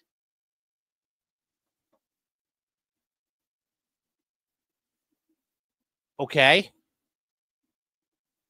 I mean, all the January 6 people know the people involved on their case because they have discovery. So all those January 6 people could start publishing their discovery. I mean, if they want, like, we could do that too. We could do all of that too, and you guys would all be fucked in the ass still. So I'm just saying there are ways around that. And if anybody out there is a J6 person, send me your discovery. Be happy to publish it. There's ways we can publish all that shit out there. So, yeah. Plaintiffs therefore respectfully seek immediate leave to join the aggregation, storage, reporting, publication, or dissemination of any list of compilation of information that will identify the agents or personnel and tie them directly to January 6th or the Mar-a-Lago activities. But you've already stated that's already there. You've already stated the FBI already has this information, so they're just going to simplify it. You've already stated that the FBI has it, so what? I mean, if you guys are that worried, you guys can go fight. Go join the Ukrainian army. They're always looking for people. They'll pay. Violations of the Fifth Amendment. Substantive procedural due process rights. The Constitution protects against harms of a person's reputation caused by government actors, often referred to as reputation plus and a stigma plus harm. The plaintiffs have a clearly defined interest in the maintenance of the reputations of professionals acquired over years of faithful service to the United States. Once again, the FBI has never been honorable in anything they've ever done. I mean, you know, the same FBI that like sent death threats to Martin Luther King that tried to undermine him, which, you know, like I thought the FBI was all good, but they weren't. You learn about the FBI's blackmail operations throughout J. Edgar Hoover's entire tenure as director. Harassing and blackmailing politicians and other prominent people to do the will of the U.S. government. COINTELPRO. PatCon, wiretappings, illegal wiretaps throughout the 40s and 50s. Ruby Ridge, Waco, the global war on terror. The FBI is never good. It's never good. Hold on here. What, did I miss something? Fire Pixie saying, thank you for letting me forget about my wife for a while. I hope everyone has a great night. Fire Pixie, good night. Take care. Come back tomorrow. You know, keep coming back. Anyways, our thoughts are with you. Good night.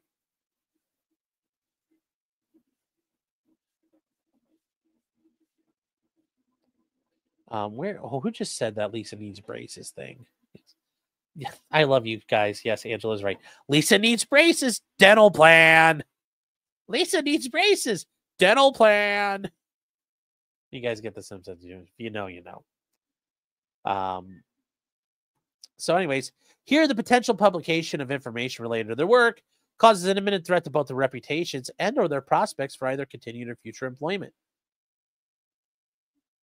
Oh no, people might get mad at you. The public, we the people might get mad at you because you did bad things. Oh no. Oh no, chat. That's so sad. It's so sad. Poor little Fed boys. The poor little Fed boys. The poorest of the little Fed boys. Aw. Aw. Wea. The defendants already harmed a plaintiff's reputation by publicly stating and implying their work was somehow wrongful, dishonest, politically motivated, or improper. Well, guys, as we talked about with the Mar-a-Lago stuff, when they started switching up all the fucking boxes and they scanned all the data, and then they had to admit, like, well, some of the data is not in the right boxes, but we did a whole lot of Post-it notes on it. And, like, stuff is kind of where we thought it was going to be. You guys remember us going over that? Yeah, imagine that. A lot of people think you're cocksuckers. The FBI has a history of being a bunch of corrupt cocksuckers. So imagine that. People think that you guys are still a bunch of corrupt cocksuckers. Like, I don't know. Just, like, chat. I mean, like I said, you don't have to take me at my word for it. I'm just Ed Sheeran. I'm out here thinking out loud. That's all I'm doing. But yeah, it's not just this that made people fucking hate you. I'm just saying. You know, that's the problem with the Fed boys. It wasn't just this that made everybody fucking hate you. It wasn't just this.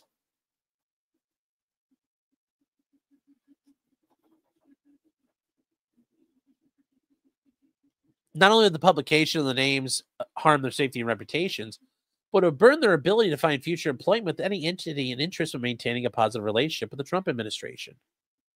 You could go learn to code. Go work. You don't have to work in the national security arena. You go work wherever you want. Go learn the code. Go pour concrete. Go make some honest living, Fed boys. Go make an honest living. The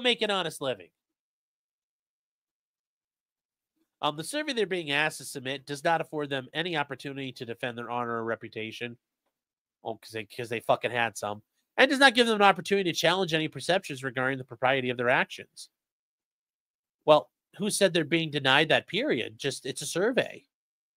Remember, I talked about this. You have options. You have procedure and notice rights as an FBI agent under federal law, but also agency procedures. They can't just terminate those. If they kick you out and they violate the procedures, you get reinstated. You get paid. So, like, this is just a survey. We haven't gotten to the point where you've been denied anything yet. It's just asking simple questions. Yes, no questions. Just answer them and move along. But yeah, I love how the fact these federal agents are like, wait, we're not being proper due process because you guys really give that to people. It's so funny. As such, the defendants violate plaintiff's substantive due process rights by forcing them to fill out a survey that places them at risk for severe, undeserved reputational damage. Remember, we already stated up here, the FBI already has records.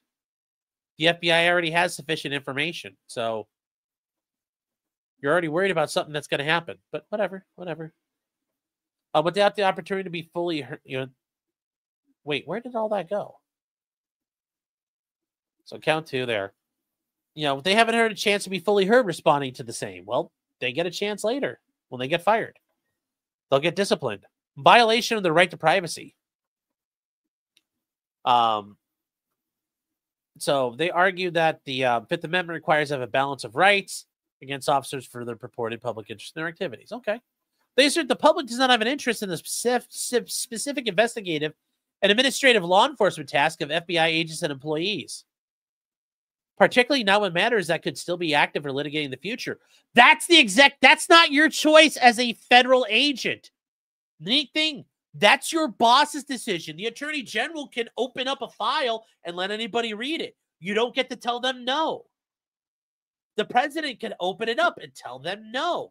You're going to do what I fucking tell you. You don't have that right. You don't have that right. The FBI has determined we're going to fucking disclose something. As an agent, you don't get the right to not to. So this right to privacy, investigative and administrative law enforcement task. According to fucking who? You notice if they had protection specifically listed for this, they'd be citing them. They don't. They don't. They don't. They don't. Yeah, there's a huge public interest. Yes. Yes.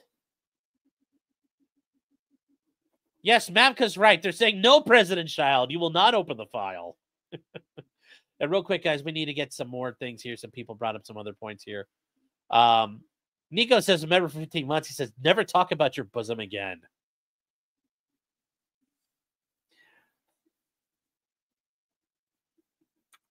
Duly noted.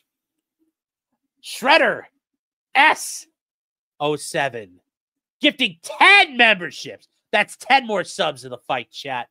Then Bibliophile.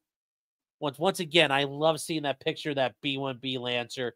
A green painted plane. Coming in to drop some green bombs. Boats coming in hot to do some close air support, chat. Just plastering all you grays with some righteous green right there. So both of you two, thank you so much for your support and your generosity. Carrying the banner, chat. You know, will you join in our crusade? You know, will you be strong and stand with me? Will you be on the barricades? For there's the world to see. So join in the fight that will give you the right to be green. I know I was a little off on that. Give me a break. I'm not the most Broadway affluent person ever, so.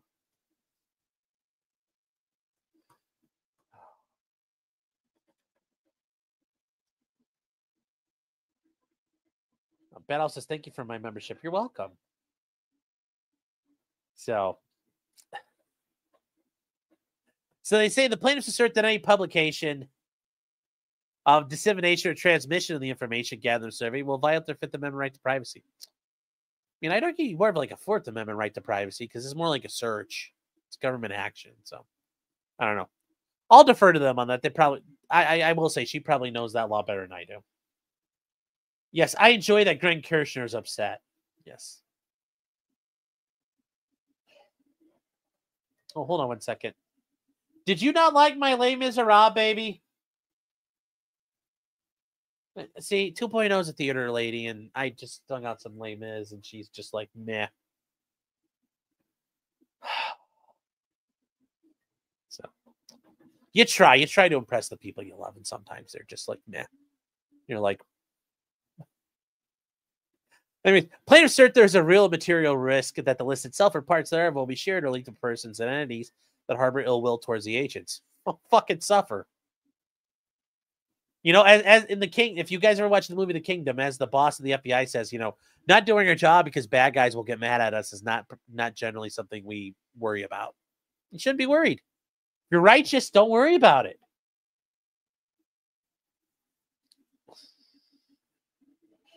So,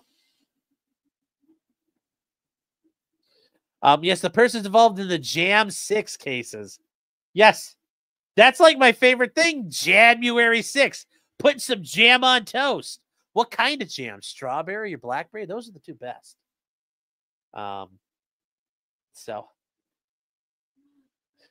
not only would can I have some cafefe with my Jam 6? All right, guys, we got to get through this real quick.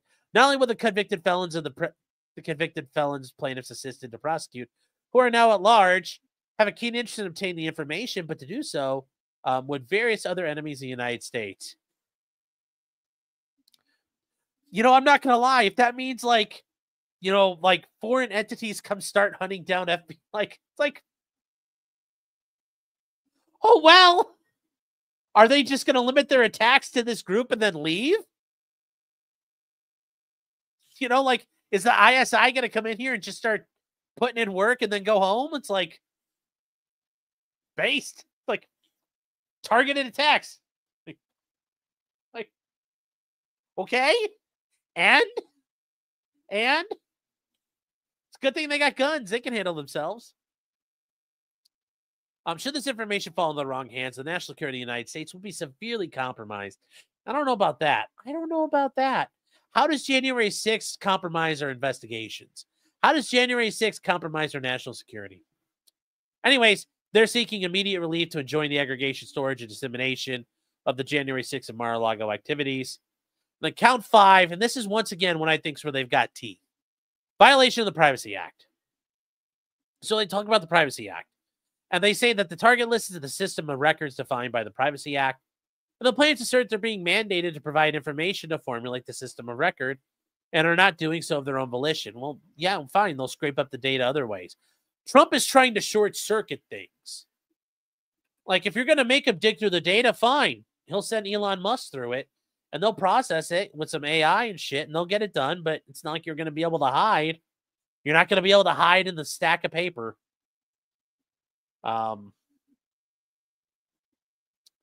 So the plaintiff asserts there's no legitimate agency purpose for this list to be created or to exist. Okay, well, how do you know? The FBI has sufficient information in other forms to identify the work of the agents. And, you know, once again, okay, we'll dig through it. Plaintiffs assert there's a real risk and material risk of parts that will be leaked to people that harbor ill will. Yeah, oh well. Once again, the national security interest be compromised, and they want an enjoyment. They seek immediate relief to enjoin the aggregation, storage, and reportings, and they're asking for a jury trial from Pam Queef over at the Center for Employment Justice. Now, there is a second lawsuit that was filed, and this one was filed by a guy named, well, and this one's a little longer, chat, but this is basically the same things. They're seeking injunctive relief. They're seeking injunctive relief from any further. Oh, jeez, that did not work. I hate it when it does this. They're seeking injunctive relief from any further collection of the records. It writs a mandamus if appropriate. They want attorney's fees and any other relief. And this is done by Mark Zaid. I think that's how you pronounce it, Zaid. He is actually a very prominent national security lawyer. Him and this other guy, Bradley Moss, they do work out of DC. They represent people in security clearances, shit like that. He is kind of one of those, kind of like Perkins Coie and the Latham Watkins guys. They kind of do hatchet work for a lot of the left. That's how these guys roll. This other thing here, you can just tell is bullshit. The State Democracy Defenders Fund. Just check out the shit of that there. So, you know, bunch of hatchet men for the government. They're talking, once again, they cite similar things, the due process violations for reputational harm, the First Amendment violations. It's just worded a little different. They're seeking a writ of mandamus for the stopping of this, and they're arguing that they have the power to. Violations of the Administrative Procedure Act. Now, this is interesting, and this is true. The Administrative Procedures Act, chat, we talked about before, like with the ATF. They have to go through the notice and rulemaking period. Then there has to be comment. The Administrative Procedures Act not only covers that stuff, but it covers administrative procedures done by agencies, because internal agency matters are administrative. So, you know, you have to govern that, okay? So, and they argue that it affects the safeguarding of personal identifiable information. There's other things, violations of the Privacy Act, we've already mentioned before, violations of the Privacy Act. There's been a bunch of violations here of the Privacy Act is what they're primarily alleging, and they go through all of this. And this is just a long thing here. Now, there are people there saying The FBIers better have filled out the surveys asking about this January 6th prosecution involvement. And there are other people, like people have been prosecuted. He said in 4 fucking years, they moved me to 8 prisons. I lost over 60 pounds because they didn't feed me gluten-free food. This guy had celiac disease. They tortured me and asked me to cooperate for 3 years. They said I'd go home instantly. All I had to do is sell out my soul. I refused. These are people who sat in jail for a long fucking time. And yeah, sorry, FBI. Yeah, sorry. You should be known for what you've done. You should be known for what you've done. You should be known for what you fucking done. Sorry, it just happens that way. And yes, Enrique Tarrio, Federique himself, which he's a fucking Fed asset. So he's calling for the firing and arrest of a special agent known as Nicole Miller for perjury because she lied throughout the cases of him, Ethan Nordine, Joe Biggs, Zachary Rail, and Dominic Pizzola, the other Proud Boys who stood trial. And he says Agent Miller lied on the stand, tampered with evidence, and eavesdropped on privileged calls. And we talked about this before, chat. They had done this stuff. They were doing these things where they talked about them illegally surveilling the phone calls, and the court said, whatever, we don't fucking care. They said, suffer. The federal government, the courts refused to get involved. And yes, she should be brought to justice and made to answer for their crimes. Yes, these guys should tell their stories and name the agents who have been involved. You know, you want to make America great again? Outing these scumbag fucking feds is a great start. Is a great fucking start. So, like I said, there's going to be some things they get. There's things they're going to get. The violent Proud Boys gang. Ha! Yes. Guys screaming out cereal brands is a violent thing, but whatever,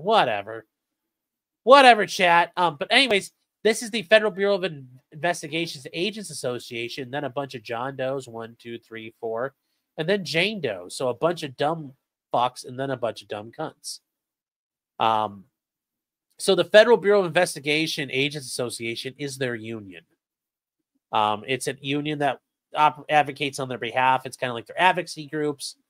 So it's a nonprofit organization that they advocate for the careers, economic interests, conditions of employment, and welfare of its members.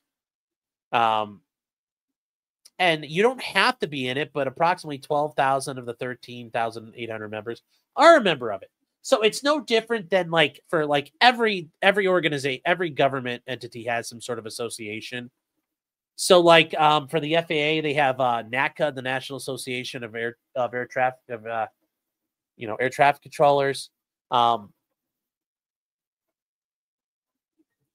then they have for the FBI, they have the FBIAA.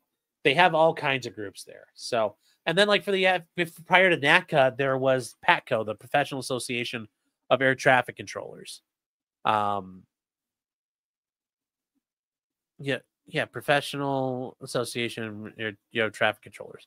Yeah, sorry, it took me a second to remember what that was. So there's a separate group here going forward, but they are seeking a complaint here through, and they're not getting the class action, but this is being attacked different ways. And I will tell you, chat, this is going to be lawfare.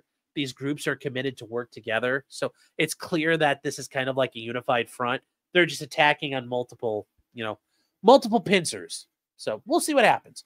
We'll see what happens there. But there are times you're allowed to file. You are allowed to file. And where is the request here? Let me see here. They talk about the memorandum to proceed in privately. So this is a memorandum of law allowing you under pseudonyms to proceed. This is why with the P. Diddy cases, you have the Jane Does. You are allowed to do that initially. Sometimes it stays, but after a while, you may lose it. But they have local rules that allow you to proceed under pseudonyms. And you can argue that it's sensitive. And you're afraid of retaliation. You're afraid of what's going to happen here. You're afraid of other people finding out. So already you have concerns, and you're seeking relief under the Privacy Act, the Administrative Procedure Act, and writs of mandamus.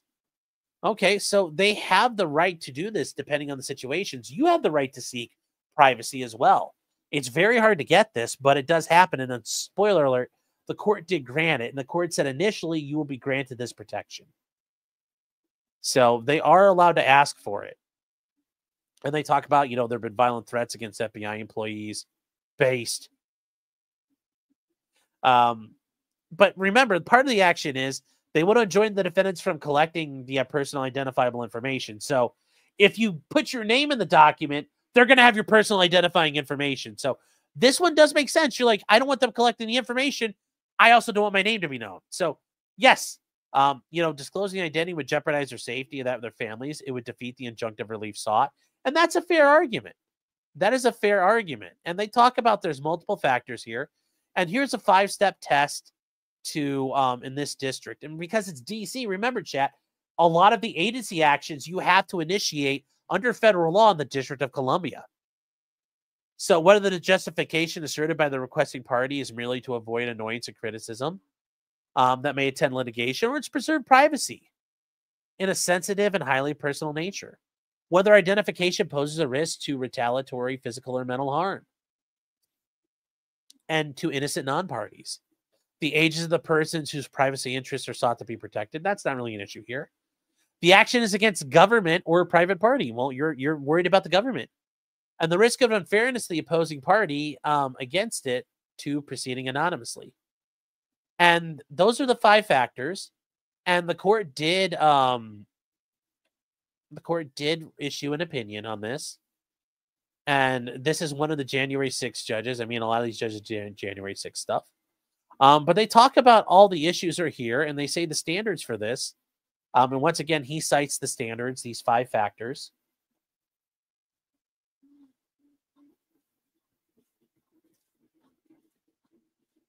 And he says at this stage, they have succeeded in showing they're entitled. Now, remember, you can lose the right to proceed anonymously, but for now, you get it.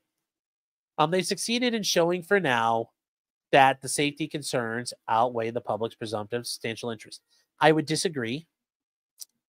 But he says the first and second factors taken together to support granting the motion. So he says automatically here, these aren't exhaustive, but 1 and 2 alone go for it and they count. So he says that's fine. And he says already there. He says, though, the claims of plotting to kill FBI agents, that's troubling and justifies pseudonymity. In that they say the plaintiffs concede the third factor, the ages, whose privacy is sought to be protected, isn't important. They're adults. The fourth factor is neutral. Anonymous litigation is more acceptable when the government is there, and they don't share concerns about the reputation of private individuals when they're engaged with wrongdoing.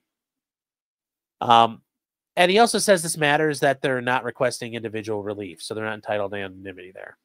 So he says factor 4, he says factor 3, basically comes into factor 3, and he takes a big black line through it and says this doesn't matter. He says factor 3 doesn't count. He says that one doesn't count. Since factor 4 is neutral, doesn't really matter.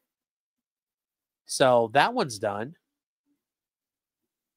And then from there, he goes on to further explain what he's looking at. He says 4, yeah, it's kind of neutral. But 5 is important, 1 is important, and 2 is important. So he goes through this and just lays it all out there. He says, in this case, they're requesting an order enjoining the dissemination of the information, and that's true. That makes a lot of sense. You shouldn't be forced to say your name if the government, you're trying to keep them from saying your name. And finally, the government would suffer no risk of unfairness if the motions were granted. The plaintiffs have filed a declaration under seal that provides their identifying information. In such circumstances, this factor does not require disclosure. So they did provide their information. It's just been filed under seal. And that's something you can always do, chat. Like when I have clients, so like, for example, there's a bond matter, or my client was in the hospital and we had to continue the case, but the judge is like, I want the documents provided. I won't email them, but I'll file them under seal. And I file a motion to proceed under seal, and then I provide them, and then only the parties involved in the case will get those documents. So the prosecutor can get a copy of them, the judge gets a copy of them. No one else is ever allowed to look at them. Providing under seal is a legitimate means the government can verify these are real FBI agents and stuff there too. Now, it should be noted, however, the plaintiffs have since filed a motion seeking to seal that declaration from the defendants. As such, there's no substantive reasoning why that relief is warranted.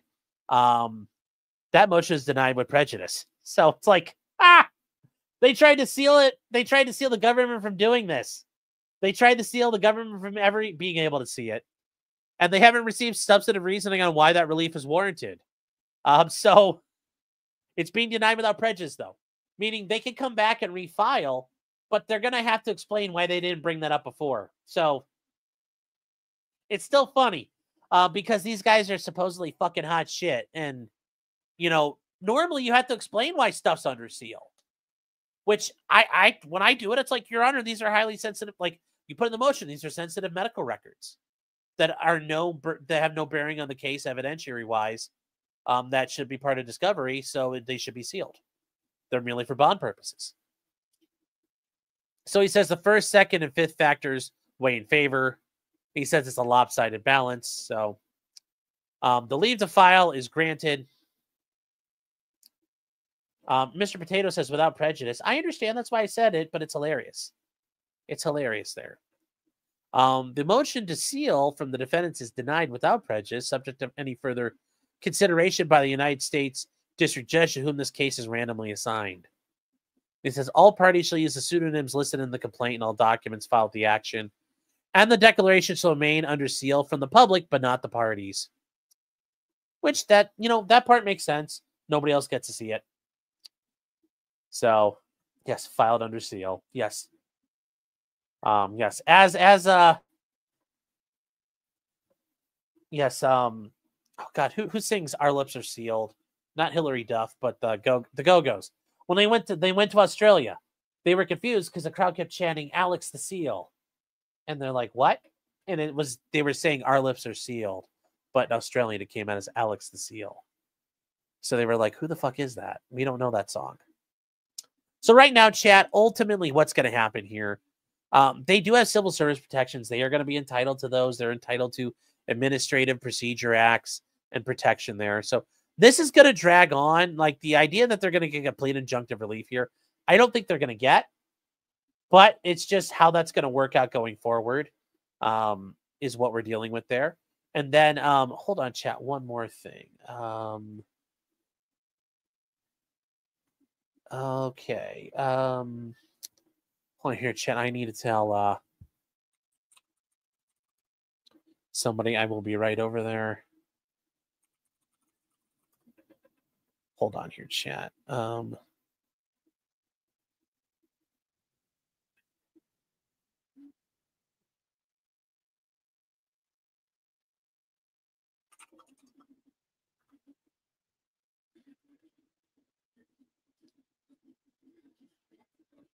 on, chat. Just had to send something out. So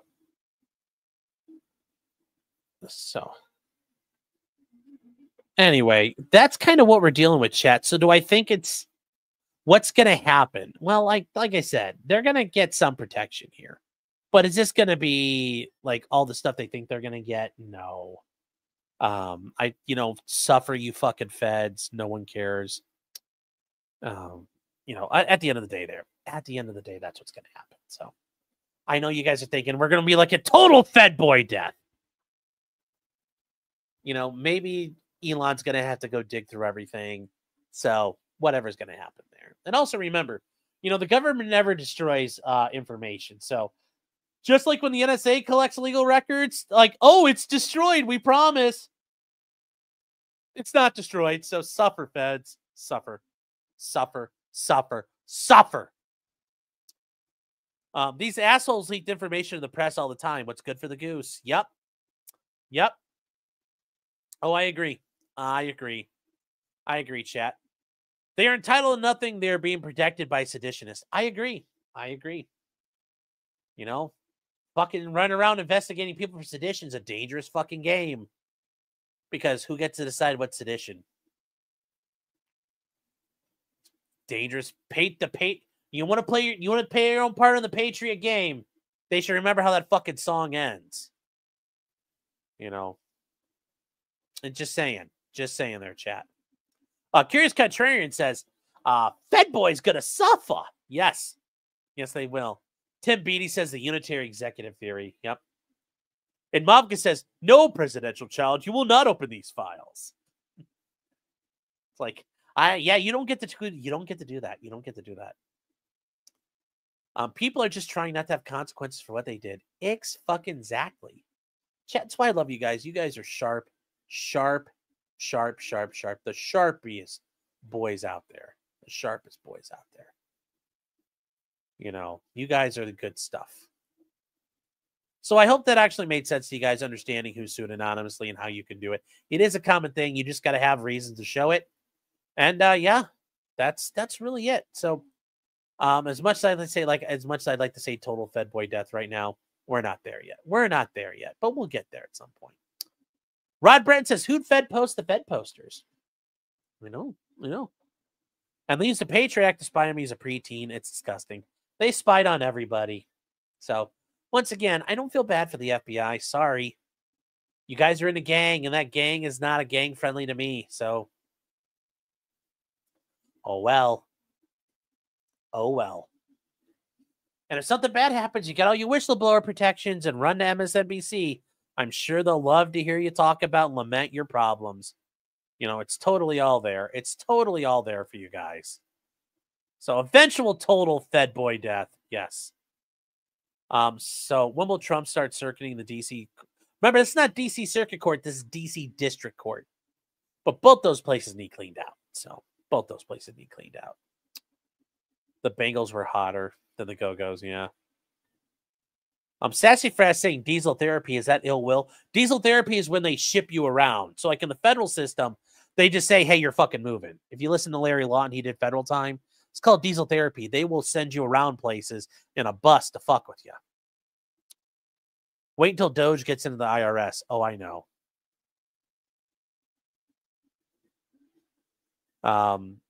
Yeah, they went after Richard Jewell. They fucked with a lot of people. How do we know for a fact that Enrique was a Fed asset? Because he was already a federal informant before. He was involved in like a Medicare fraud case way back in the day. He's got a previous history of being a Fed. There's a reason why the Proud Boys themselves call him Federique. And they pretty much have disavowed him because he's a Fed asset previously. And very likely was again. So.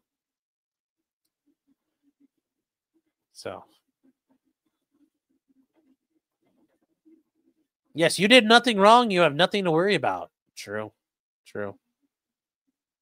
Yep.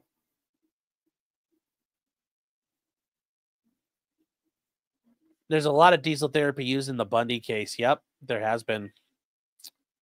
Politico recipient of the USAID money leaking the Roe versus Wade decision. Yeah. Still, why were they, getting, like in Thomson Reuters is getting money? Reuters is getting money. Why is development going in the fucking agencies and news organizations? Huh. So Stabby's been a member for 20 months. He says, suffer, Fed stalker. Enjoy total Fed death in prison. Oh. Yes, Giffords was a lot of organizations were getting money. Yes. Harbor Warble says not Mockingbird just got renamed. Yes. Enjoy Leavenworth, federal child. Yes. Bill Kristol, yes. Bill Kristol, the political hack for the Never Trumpers, got all his money through USAID too. A lot of people did, and they're not starving third worlders shitting in a mud hut. So why are they getting money? It's going to be fun when those books crack open. It's going to be funny when those books crack open.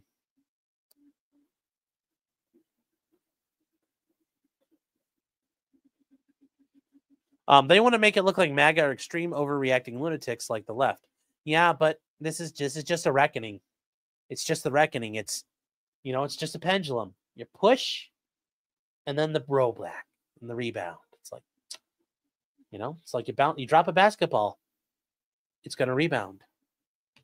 It's the rebound, chat. USAID funded 32% of the BBC. I have not seen those numbers yet, so I don't know if that's true. For $20, Bill Kristol will shit in your mud hut. I'm sure he will. The people in the Bulwark for $20, they'll suck your dick. Bunch of homos. We could have been getting USAID to fund these streams the whole time. Maybe, chat. Oh, the Blow Blacks. No, chat. No. Viva did a good interview with Federique. Yeah, I mean, I'd interview him still, but I mean, I'm just saying, like, you know, says a lot when the Fed Boys or the Proud Boys are kind of like, you know, like we're kind of done with you. So, how much U.S. AIDS did I get? None. Jay Wolfenstein's been a member for 5 months. Says they all should have filed as Ray Epps 1, Ray Epps 2, and Ray Epps 3. And Justin Hancock says for $20, yes, the Bulwark people are desperate for cash and they're actual homos. So like they'll come play with your wiener. They'll play with your wiener. I'm not joking. They will. They're all about it. Straight from the BBC website? Oh, shit. Okay. We need USAID against gray power, yes. Oh. I wonder if I can get a federal grant to write my children's books. Maybe. Apply. Just write how they're going to be like well, not anymore now, but just say they're definitely not going to be bisexual, blind, transgender, lesbians with prosthetic legs, and you'll probably get approved. USAID data could be searched on Data Republican. Okay.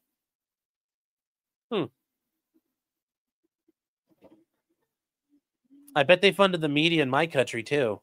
Where do you live, Hodor?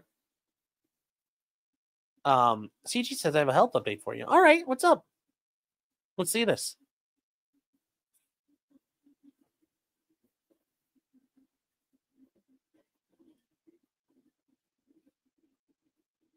If they're saying 8%, we know it's closer to 35. It should be 0%. That's why people pay TV taxes in Britain.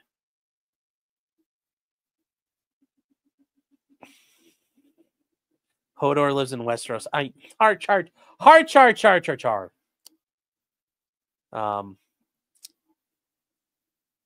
Says, thanks to the efforts of my wife, I found out that my dick works. Now the feds can get fucked. Right on, brother. I'm glad you're still with us, man. I'm glad you're still with us. So.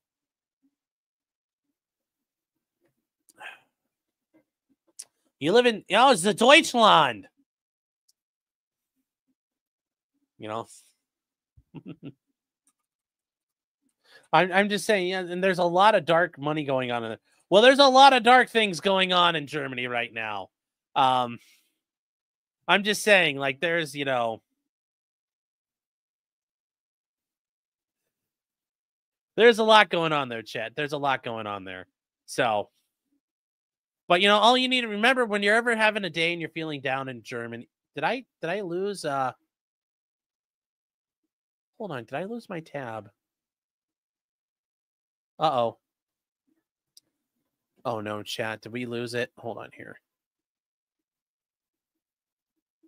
Uh-oh.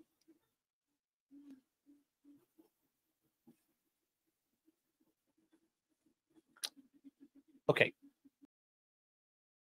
That was very. So, Elizabeth has but yes, just remember in Germany when you're ever feeling down, you're feeling kind of bummed. You know, there's that old spiritual you can always sing. You know, Erica. There's it never hurts. It never hurts. Yeah. You know, all der Highness Bluts ein keines Blumenlein.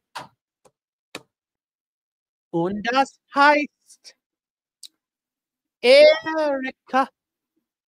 Just keep there. I'm getting hacked by the feds. No, I lost the tab and I couldn't find it. So, oh, yes. Don't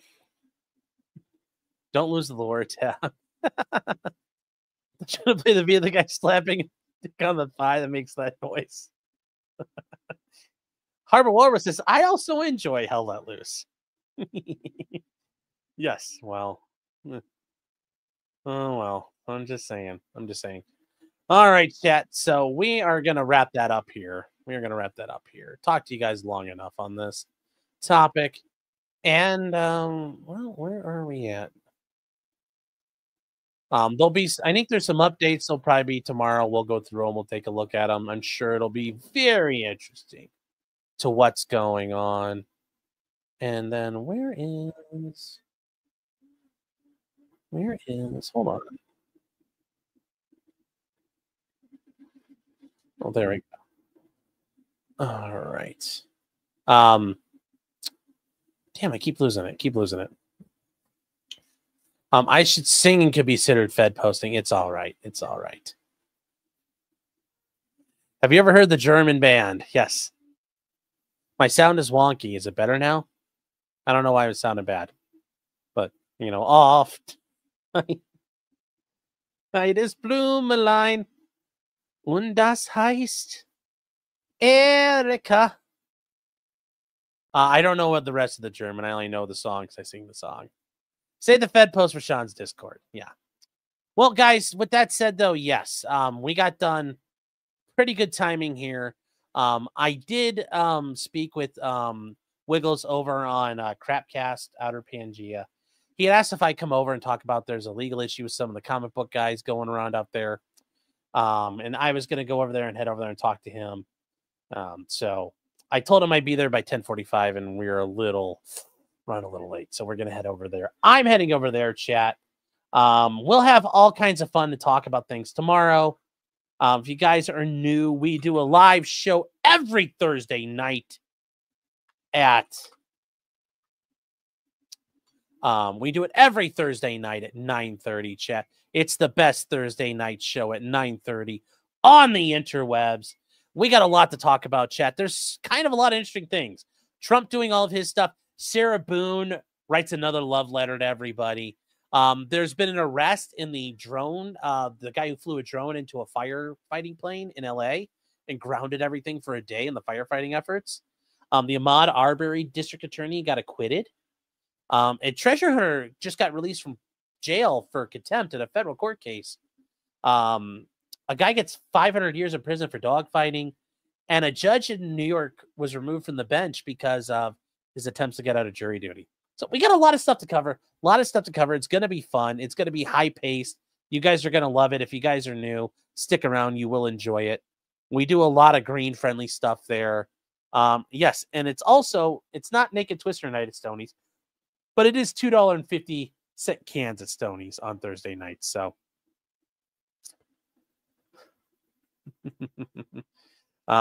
Tim Poole says, and we'll leave on this here. So, I believe in the noble and aristocratic art of doing absolutely nothing in the future. I hope to even do less. Yes, chat. Yes. Yes, I cannot send you guys over there, but that is the link to where we're going, and I will see you guys there.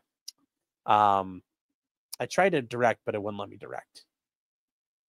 So, with that said, chat, you guys take care, and remember, until next time, just because you did it, suffer, Fed boys, suffer because you did it.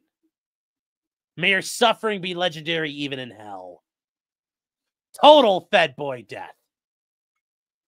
Good night, chat. Good night. Suffer. Where'd it go? Oh, there. Jeez, everything moved. Oh, tomorrow, chat, we will be doing ASAP Rocky probably about 6:15, 6:30. Game plan will be starting a little late, but 6:30. We'll be doing ASAP Rocky Day 8.